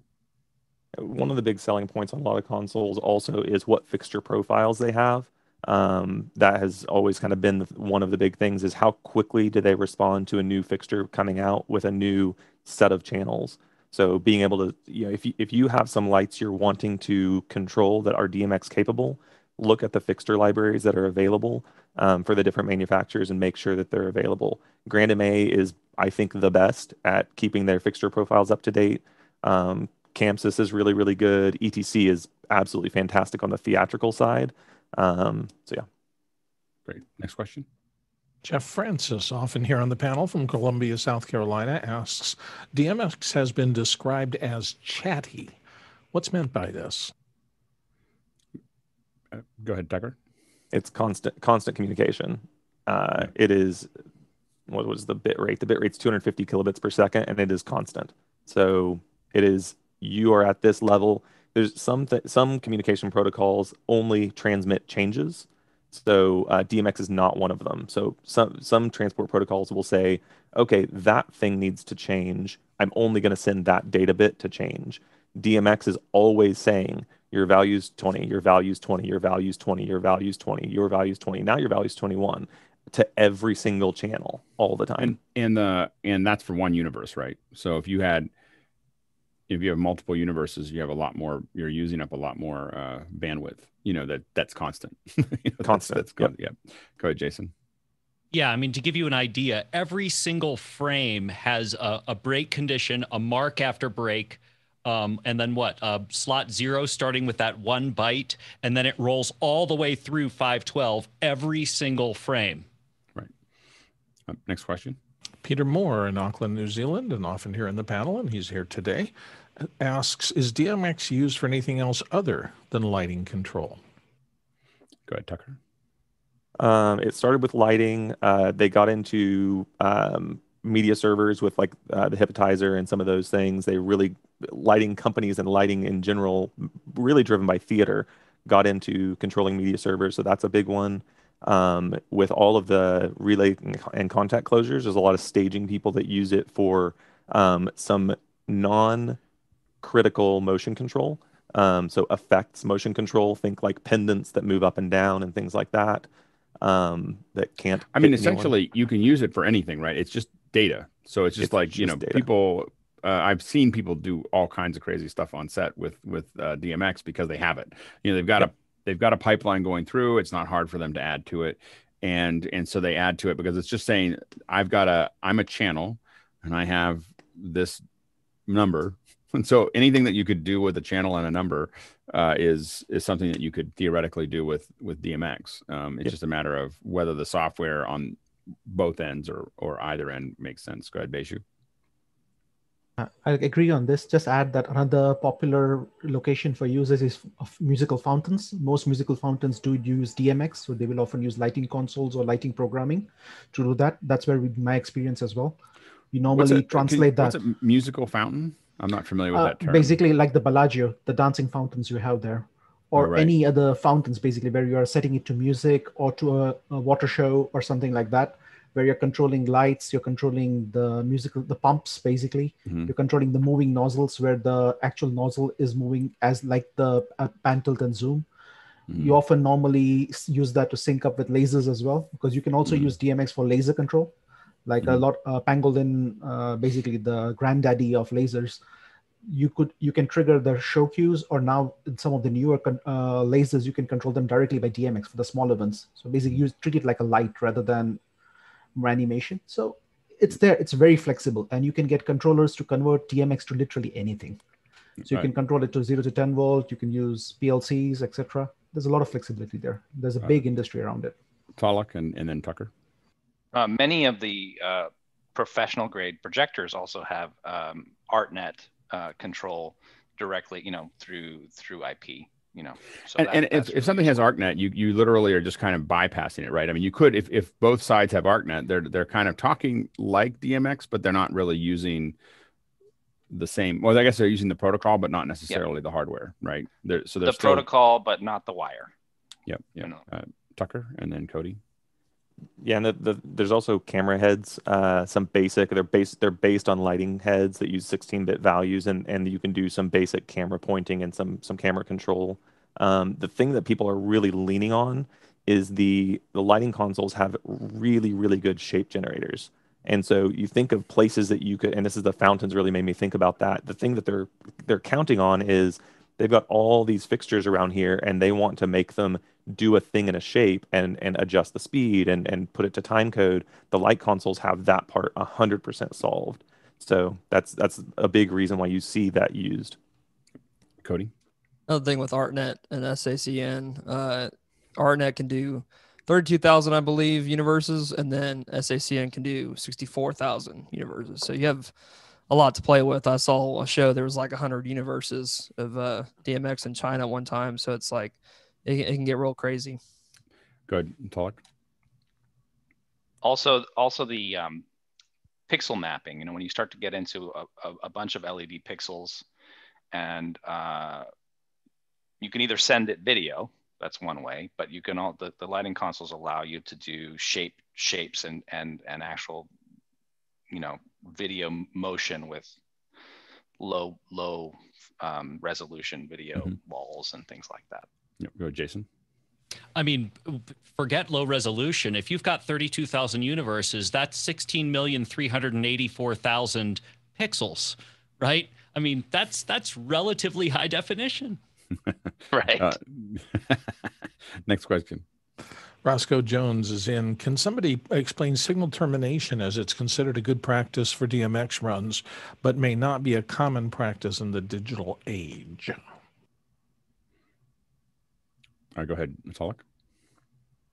It's very important because of what I was talking about before in terms of the error correction on the voltage level on each wire. It's not necessary for ArtNet, but it is necessary when you're doing straight DMX, because you start to have voltage drop, and it is a way to keep the voltage at a nominal point. That's great. Next question. Moving on to Victor Cajallo of our panel often. what hardware would be needed for a simple 3-colored light DMX setup? Budgets between $500 and $1,200. So what would be a basic? Okay, good. Cody and then Tucker. Light key. I've seen it used on Mac, and I think Victor has a Mac Mini that he just bought. And so light key is really great for that. It's like, depends on how many universes you're needing, but just with 3 simple lights, I mean, you can get the free, it's like 24 free channels for the software, and then you just get the little USB to DMX one universe guide. Yeah. So Tucker and then Jason. If you think that if you just want to do little things around the house, I think that is absolutely spot on. There's quite a few things, and Light Key's a great one of just very simple click and drag interface. I want to do this to this color. If you think that you want to go further at any point, I would recommend taking a look at Magic Q by Camsys and picking up a Intec, ENTTEC, makes ArtNet nodes. And if you get an Intec ArtNet node and use the free software, then you're in a place where you can really start to learn the foundations, and you're not going to be limited moving forward. So it just kind of depends on where you want to land. But you can get into that for probably, for $500, you could pick up a couple of decent lights and an ArtNet node and reach out on Discord, and we can get you going. Good. Victor and then Jason and then Talik. If I use the USB version, that converter, will I also need to buy the QLab module, the $300 license for DMX? I use ArtNet, which I have not used the DMX module. I have one of their actual wings, but so I don't know specifically with the USB connection for Camsys. Jason and then Paula. So Monoprice is my go-to for a lot of things, but also they are kind of terrible for a few other things. I'm wondering if anyone has used their DMX board. No. Lawrence? No, I want to reply to Victor for the QLab question. You do need the light license to send light cues, and it is using ArtNet to do so. Perfect. Talik? I just wanted to point out that he talked about the ArtNet node, and that is how we did our remote stations when using the ArtNet over the internet. So in that you're using the liminal software to get the ArtNet from one place to another, and then once you get that, then that pops out that node, and then it goes back to a cable that goes into the light. Yeah, it goes into the local network, and then that pops out a cable that goes into the light and can control it. Yeah. Next question. Paul Wallace from the panel in Austin, Texas. Is there a DMX light that will plug into a standard light bulb socket and do multiple colors, effects, and so forth? And can it be remotely controlled by DMX if possible? Yeah, go ahead, Cody. Saw Andy post in the chat. I just now seeing this. Philips Hue light bulbs you can do over DMX. There's a GitHub page that just got posted in the chat. So I see. And Andy, if you want to jump in, Andy, let me know. We'll make an exception for you. Anyway, go. So next question comes from Mickey M in the Philippines. Who would that be? Oh yeah, it's Mickey. Maybe somebody older, maybe some older lighting boards have a large rotating drum in it. What does this do? Go ahead, Tucker. That is the Rollicue. That is the manufacturer slipped my name, but it's Avolites. The Avolites Pearl and the Avos had the Rollicue, and the cool thing about the Rollicue is that drum on the top it's divided, and with a grease pen you write what your cues are. So it could be like drummer special, guitar solo, but you could be whatever those things are. And then each page, which is when you roll it, it changes the mode of your playbacks that are down below it. So your bump buttons for busking and your faders right there for throwing the faders up. Those presets get changed when you roll that. And so you might have a red look or like a blue look or whatever, and you just roll that. It's the Rollicue. They're hilarious. That's really cool. Next question. Eddie Scott in Mission Viejo, California says, how do you tell a particular device that it should listen to byte 12, for example? Go ahead, Solak. And then Tucker. Oh, it on each device that has more than one, or yes, on each device, you can start give it a starting address, and so it's literally knows how to hear which address to listen to on that particular byte. Mm-hmm. You go, Tucker. In the manual for the light, it will tell you, like, it'll say my 3-channel mode is channel 1 red, channel 2 this, channel 3 this. So it'll tell you, and you're always setting the value of the first channel. So even though the light says channel 1 is this, that channel 1 might be channel 3, or it might be channel 200. What would be the minimum that I would need? So I've got a couple DMX lights, and I want to drive them, with, let's just say I've got a computer. I want to drive it with the computer. I don't want to have a board. What would be the minimum? What software or hardware would I need to start talking to those lights? The Intec node. I lean toward ArtNet because I'm a networking guy, but you could also use the USB interfaces, and then something like CAMSYS or the LightScribe, or there's a couple of different, I say a couple, there's a whole bunch of different things that will talk to that USB interface. And that's CAMSYS software. CAMSYS Magic Q. But the thing that I thought of just a minute ago is QLab has an unbelievably robust ArtNet lighting control capability. If you have QLab and it's already in your workflow, lean into it. It's great for that. Yeah, go ahead, Andy. I know Talalik has some experience with this, but the Nomad, if you're used to using ETC hardware in the real world, so to speak, in the software world, that emulation might be very comfortable and familiar. So that's ETC's Nomad? Yeah, I think it's on screen now. Yeah. Okay, great. And then there was one more question over on the other side. I saw a hand, but it didn't register. Was it? Oh, Beju. Yeah, I second the Intec and DMX King as well. They start at about $50, $30 to $50 for a very basic single universe, 5-pin or 3-pin. If you get the 5-pin, you just need your BlackBerry is too close to your mic. Hold on. Sorry, someone else following. I just heard a text message. Yeah. Basically, you just need one of these. I like the ArtNet ones, like Tucker said, that they're more flexible. The other thing with ArtNet is you can convert it to fiber. So if you need to run it a longer distance or a further distance away, you can just send it over the network there, put one of these boxes down there, PoE power it, or give it USB power, and you can just run it. But yeah, other software I would probably suggest for free is QLC Plus, which is cross-platform, including Linux, Mac, Windows, and Linux, and Freestyler on Windows as well, I believe. Andy, and then Talak. Watch out for, I love the DMX King adapters and I buy them all the time, but if you are going to go with the USB version, be warned, because you have to go get the driver and the controller, and then it's got to find the ArtNet. It's much easier if you just get the Ethernet version, plug it in, you're done. If you go the USB version, you save some money, but you pay when it comes time to set it up. Go ahead, Talak.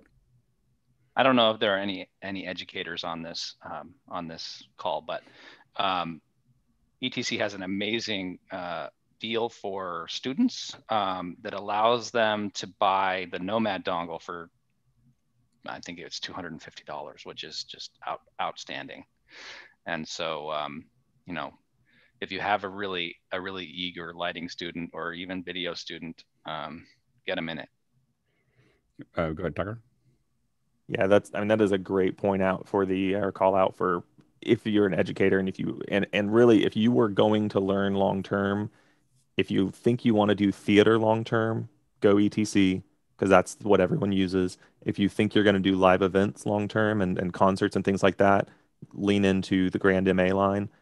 That's the two kings of those two sides. So if you were going to learn one, pick one of those two. If you think you want to go further, if you want to do play around the house kind of stuff, there's all these other options that we're talking about. So, and you would only need one. You just need that one box, your ArtNet to, let's say, to that box, and then you're basically looping through your other, all your lights, because then they have all the addresses and they have all the bits and pieces, and unless you have to go to another universe, but theoretically you'd have another one for another universe, right? So each one of those dumps would be, you might have you put them all on the network, and you've got 3, 4, 5 universes that you're managing. Go ahead, Tucker. Yeah, that's correct. You have if you have a single universe ArtNet box, you say you are universe 0, you are universe 1, you are universe 2. They also make 3, 4, 5, 8 channel units that you're universe 1, 3, 5, whatever you need there. Right. You don't want to split DMX, so you don't want to put a Y in place. You want to use an optosplitter, which has an isolated output to duplicate. So if you do want to run a single line to both, that's pretty important. Next question. Marty Adius has an interesting question here. Are there DMX fixtures that can be retrofit into residential light tracks? Go ahead, Tucker. There are controllers that will it's the commas between things, right? It's the connection point. There are converters that will take some of the building lighting control protocols and convert them over. I've done a lot with Crestron, making Crestron systems control DMX lights. So you can do things like that. One note on ArtNet is way back in the day, we had an office hours where we talked about IP protocol and transport and things like that. ArtNet is one of the ones that it is an IP transport. It is a layer 2 protocol. However, it has some very specific needs. You can't just say, I want you to be on this subnet and pick a random subnet for it. Be really specific. I believe it's the 2 dot subnet and the 10 dot subnet. I could be wrong on the 10 dot, but 2 dot I know for sure. There's a lot of things that won't function properly if you move outside of that. Ask me how I know. Talak, and then back to Marty. Also, if you're interested, there's a bigger barrier of entry, but there's a really amazing library on GitHub for ArtNet, and so you can use some of the Arduino line and the Wi-Fi Arduino line, and what are they called? NCO nodes or something like that, and you can do some really amazing things in terms of IoT, Internet of Things, and you can put those right into the control things right into the console. And I've done candles that are controlled by Wi-Fi from the console, which is super useful in some shows. That's great, Marty. So I have a church that used track lighting for stage lighting, for spot lighting, and each of the tracks is controlled by a wall dimmer. Really inconvenient. Doesn't work very well. So I'm wondering if there are fixtures that I can fit into the track electrically and then be able to control them wirelessly using some DMX protocol. Yeah, go ahead, Mickey, and then Beju, and then Tucker. Yeah, I guess for those you could use the traditional old school dimmer packs, which are just analog dimmers that are controlled by a DMX controller. And Beju. Yeah, if you already got dimmers, analog dimmers for them, you can get very simple converters, like little small ones, which will convert DMX to analog 0 to 10 volts as for dimmers. So you can just retrofit the switches there. Mm-hmm. So that might be an easier way rather than replacing the lights on the tracks itself. You, Tucker? What Baiju said. Very good. Next question. Second to the last. Mickey is in with the last couple of questions from the Philippines. Are there systems that allow for multiple controllers to control the same DMX network? Go ahead, Tucker. Yes, there are. You have to be really specific. The thing you have to know is that, remember, all data all the time. So both consoles are saying the same values all the time. There are specific devices that are mergers that allow you to break that up and say you're controlling this, you're controlling that. So you can split them up. Typically what happens is you do a primary and a secondary console, and rather than both of them talking DMX out, one console is controlling certain functions of the second console. So you can have kind of slave console configurations. Go ahead, Cody. Yeah, basically what Tucker said. I've had an opener band that I did lighting for, and then I had the headliner was needing access to the same ArtNet, and so I just took priority, and then I gave priority back to him. So basically what Tucker said. Tyler? So there are a couple things to think about, and one is what takes precedence. So if you have multiple controls coming in, you might say that you want the lowest level to take precedence, or you might want to say that you want the highest level to take precedence. So you just have to think about how you're putting together the system. And also within the same architecture, like with ETC or with Grandma, or, then as Tucker was saying, you can connect, you can be a client of the main console, or you can have your console be a backup of the main console. And that's really wonderful way to work, because it also creates some redundancy, and it creates a redundancy of saving your show and keeping things from falling apart. Mickey and then Andy. And yeah, I was thinking more in context of, I think, what Cody was talking about, say in a festival situation where you have an act playing, and then you have the next act setting up in another console, and you switch back and forth. Go ahead, Andy. My other life, I work on WYSIWYG Blacktracks and Converge for Cast Group.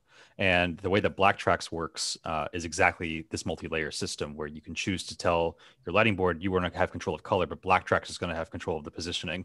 So the fixture can follow the talent, but the color can still be controlled by the designer. And it's exactly that tiered hierarchy where you set in Blacktracks who's going to have control of what domain. Go ahead, Tucker. I can't speak right now because Andy just became like one more level of. Yeah, that is insanely cool. I love Blacktracks. I love WYSIWYG stuff, and I want to. Yeah, I want to be a Padawan. Very good.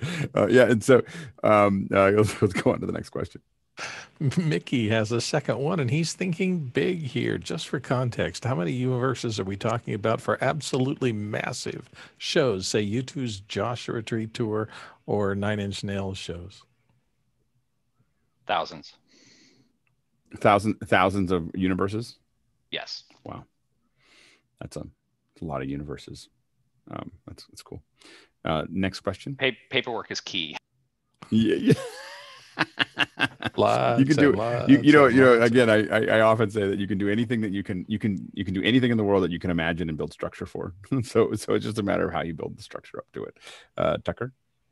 Yeah, when you look at the complexity of lighting systems and of what all is required to make those things happen, and you see the level of creativity that comes out of people that are also incredibly big engineering minds, it is mind-boggling. It really is fantastic to see, and their plots are art. Just like we've kind of gone through some video diagrams and video signal flows. You look at lighting, and it's amazing. So yeah, but it's massive organization. Next question. Oh, go ahead, Jason. Before we go to the next question. I would just add to that the difference between understanding something and being able to explain something is the difference between really good and spectacular lighting design, right? Just because you can make it work, the difference is if somebody looks at your chart, does it not look crackheaded to other people? That's the difference. Next question. You guys have taken me back to sitting in the 10th row of Dark Side of the Moon when I was in high school. Benjamin Annaput, our friend from San Carlos, California, says, could each of our DMX experts take their top 1 or 2 troubleshooting tips and share them? So when something's not working, what do you do? Where do you go? Talik? It's really important to start at one end of the line and go the other way, and then just check to make sure. Well, first of all, there's a bit of an instinctual part of that, like, oh, I think that's a cable. It probably is, right?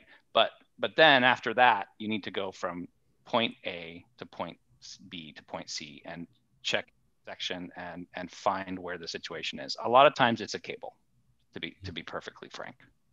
And if you're getting flickering, it's termination or it's a cable. Cody?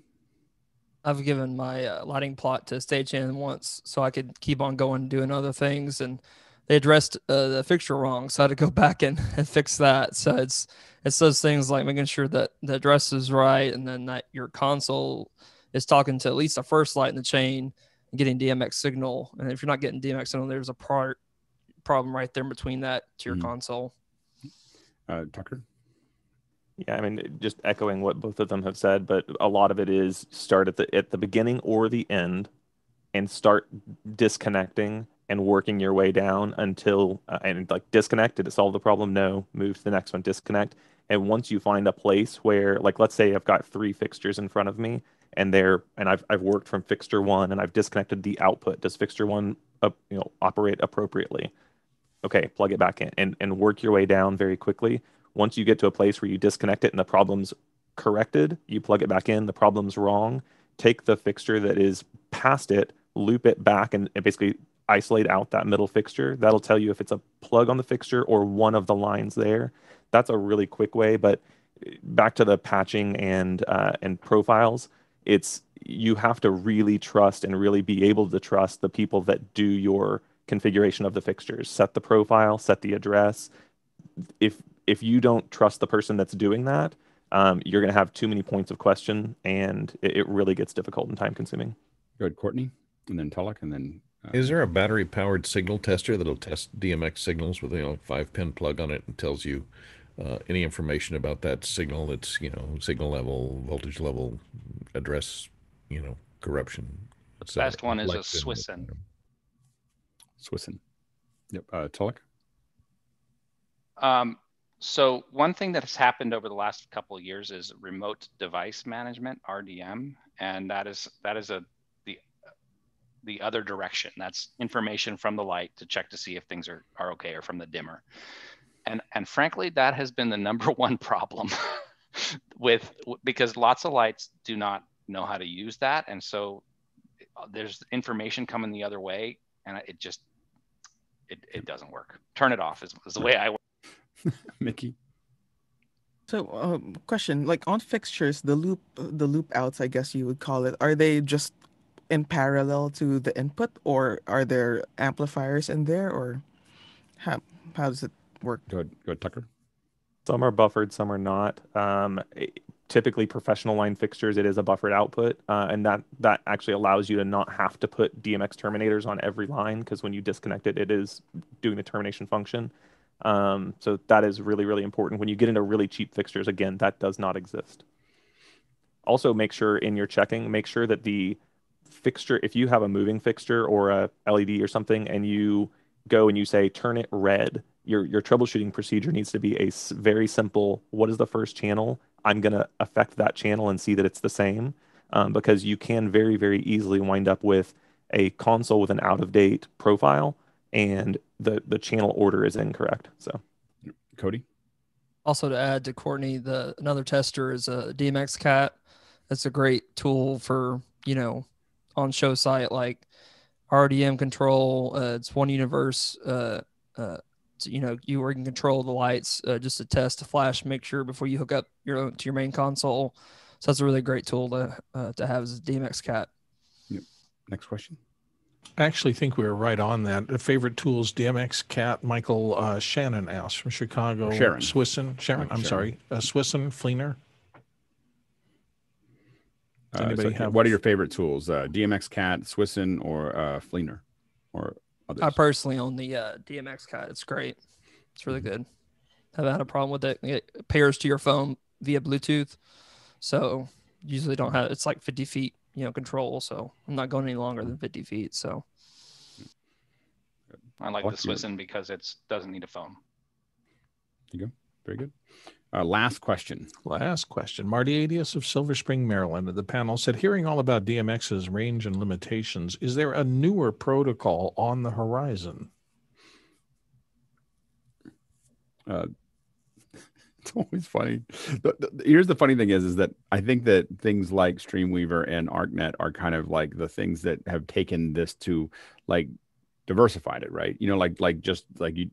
Or they've built the tools to let you go somewhere else with it, where the last little bit is still this old technology, but you're not really using that technology across everything. And the problem you get into is just the weight of the momentum, where one thing stays in place. I mean, there's just so many fixtures and so much out there that already supports it. The same thing with SDI. It's the same thing with XLR. Is there better ways to do it? Absolutely. We finally get to a point where a lot of us are using Dante, but there's very few of us that are doing only Dante, and you can, you're getting to that point, but it usually has to pop out somewhere. And so you have to, it's that last pop out that we're still using generally technologies that move a lot slower. And in some ways, I'm kind of glad that it moves slower. I watch a lot of people build things that use brand new protocols, and that they haven't been wrung out yet. So that's the part of it, is it has to work. Jason and then Tucker. Yeah, I mean, I'll answer the question with a question.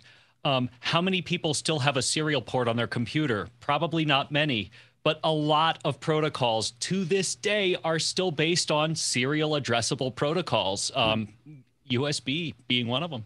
Yep. Tucker? And I would argue, Jason, that all of them have it. It's if you open the board up, there's always going to be a But anyway, Jason to you. I think the basis of DMX will remain for a very, very long time, because the thing that people will do and have done is figuring out, okay, I don't want it to send every packet or every bit all the time, and they've started to figure out, okay, I'm gonna only send changes and things like that. So you'll see some modifications of the use of DMX, but as far as the protocol stack, I think that's going to be here for a very, very long time. Vitalik, and then Andy. I will point out that the standardization of it came from USITT, and because at one point, everybody was doing something different, and the fact that it was, so we're glad that it all, like, we don't want to change too quickly, because right now it's all kind of working. Yeah, exactly. Yeah, bringing in some sort of standardization makes it possible for us to do what we do. Yeah. Andy, in order for so we're starting to see fixtures now start to adopt the sort of wrappers natively, so you can have a fixture with an Ethernet port that directly receives the ArtNet. I think that's probably the first step in this infrastructure migration. But until that is at least widely adopted, to change the DMX underneath it, it's going to take a lot more. But that's like step one, is that native support for the wrapper protocols. Yeah, Beju. Yeah, just an add-on to this, like if anyone is really interested in understanding this or understanding where it came from, there is a really good book by John Huntington, Introduction to Show Control, and his new book, Show Networking. It really gives you, that's the Bible, basically. If you can get it, just pick it up. And if you look at it, it started with show control with analog control, and now it's all networking based. So you can see how it's structured. So his site, I'll put a link to his site, Control Geek. He's got a lot of videos on there and his books as well. That's definitely, if you're interested in this, you should really pick it up. Let's get him on. Let's get him on. That's all I can say. Let's get him on. All right, Tucker. Can this is just a side, based on what you just said, which I think is amazing. Can we get a channel in Discord that is technical books suggestions that are what do we consider the Bible of all the different things? And just talk to Chad's here somewhere, but talk to Chad. Chad will put it in, and then we'll get it set up. But I'm 100% behind that. Do we have a DMX channel? If we don't, we should. So I mean, we should have a place people can talk about DMX. Go ahead, Mickey. Or should we talk about? Yeah. Should we make it general show control and then make DMX a sub channel? What do we think? I think we should talk about that. It's hard to decide. My brain just went. Yeah. Then we could have OSC and various other things. Yeah, maybe we have show communication or show protocols. Protocols. Yeah, there's already a production automation. Maybe we could go under there. Maybe but that's not its own. It's like its own little channel, but we need to give it its own, like, not its own whatever. But yeah, we'll work on identity. But we'll give it its own identity, its own section, for now that we know that we have some deep. I knew we had a handful of them, but I didn't know how deep it would go today. So I'm excited that we had so much incredible content today. I just have to say, this was incredible for me. I had heard about DMX, but after all my years in production, I had never talked or spent any time learning any of it. This day has been a revelation for me. So thank you all. It was an amazing hour, and I have to admit that I was a little worried because I didn't know how much Tulloch knew. I didn't know if Andy was going to come. Tucker hasn't been here very much recently, and Cody this is the first time you're on, Cody, and so I knew a bunch of us would be able to talk about DMX, but I didn't realize how deep it was going to get, and I just threw the ball down the field. Like I was just like, we're going to throw it down the field. I did ask Brent, who Brent is now he was here a second ago, but I think he was busy. He couldn't be here for the whole thing, and so I wasn't sure how this would go, and it went amazingly. And if you look at this week, this was a good first week for our little group. We had some pretty deep conversations this week about all different things. It kind of shows you that, like, we broke down a show, and then we talked really deep about microphones, and then we talked to the director of South by Southwest, and then talked about cooking shows, which is kind of fun, and then came back to something deep in DMX. And so I think it's a fun week. Anyway, so thank you all. Again, I think that this today really showed the power of what we're doing here, where we just have people come out of the woodwork that we didn't even know, barely knew, were in the group, and now they're in the panel, and incredible contribution to today's talk. Where the panel changes, based on what we're talking about, and incredible input from everyone. So thank you all for jumping in the panel, especially the experts that have been laying it out there for us. So we get to all learn from each other. So thank you again. And thank you for all the great questions for everyone that was an attendee. I'm going to go ahead and this time I'm actually prepared, because it makes it easier especially on a show like this, where almost the entire show I was in learning mode, not in teaching mode. So I know enough, like I kind of know what DMX is, and I kind of plugged it in. I played with a couple lights, but I was like, oh, I got to figure this out for a variety of reasons. And so it was really great to have you all here. So thank you again to everyone who showed up for this one. And now I'm going to disappear, and we'll start the post show for anyone who wants to come, and we'll go from there. Thanks everybody.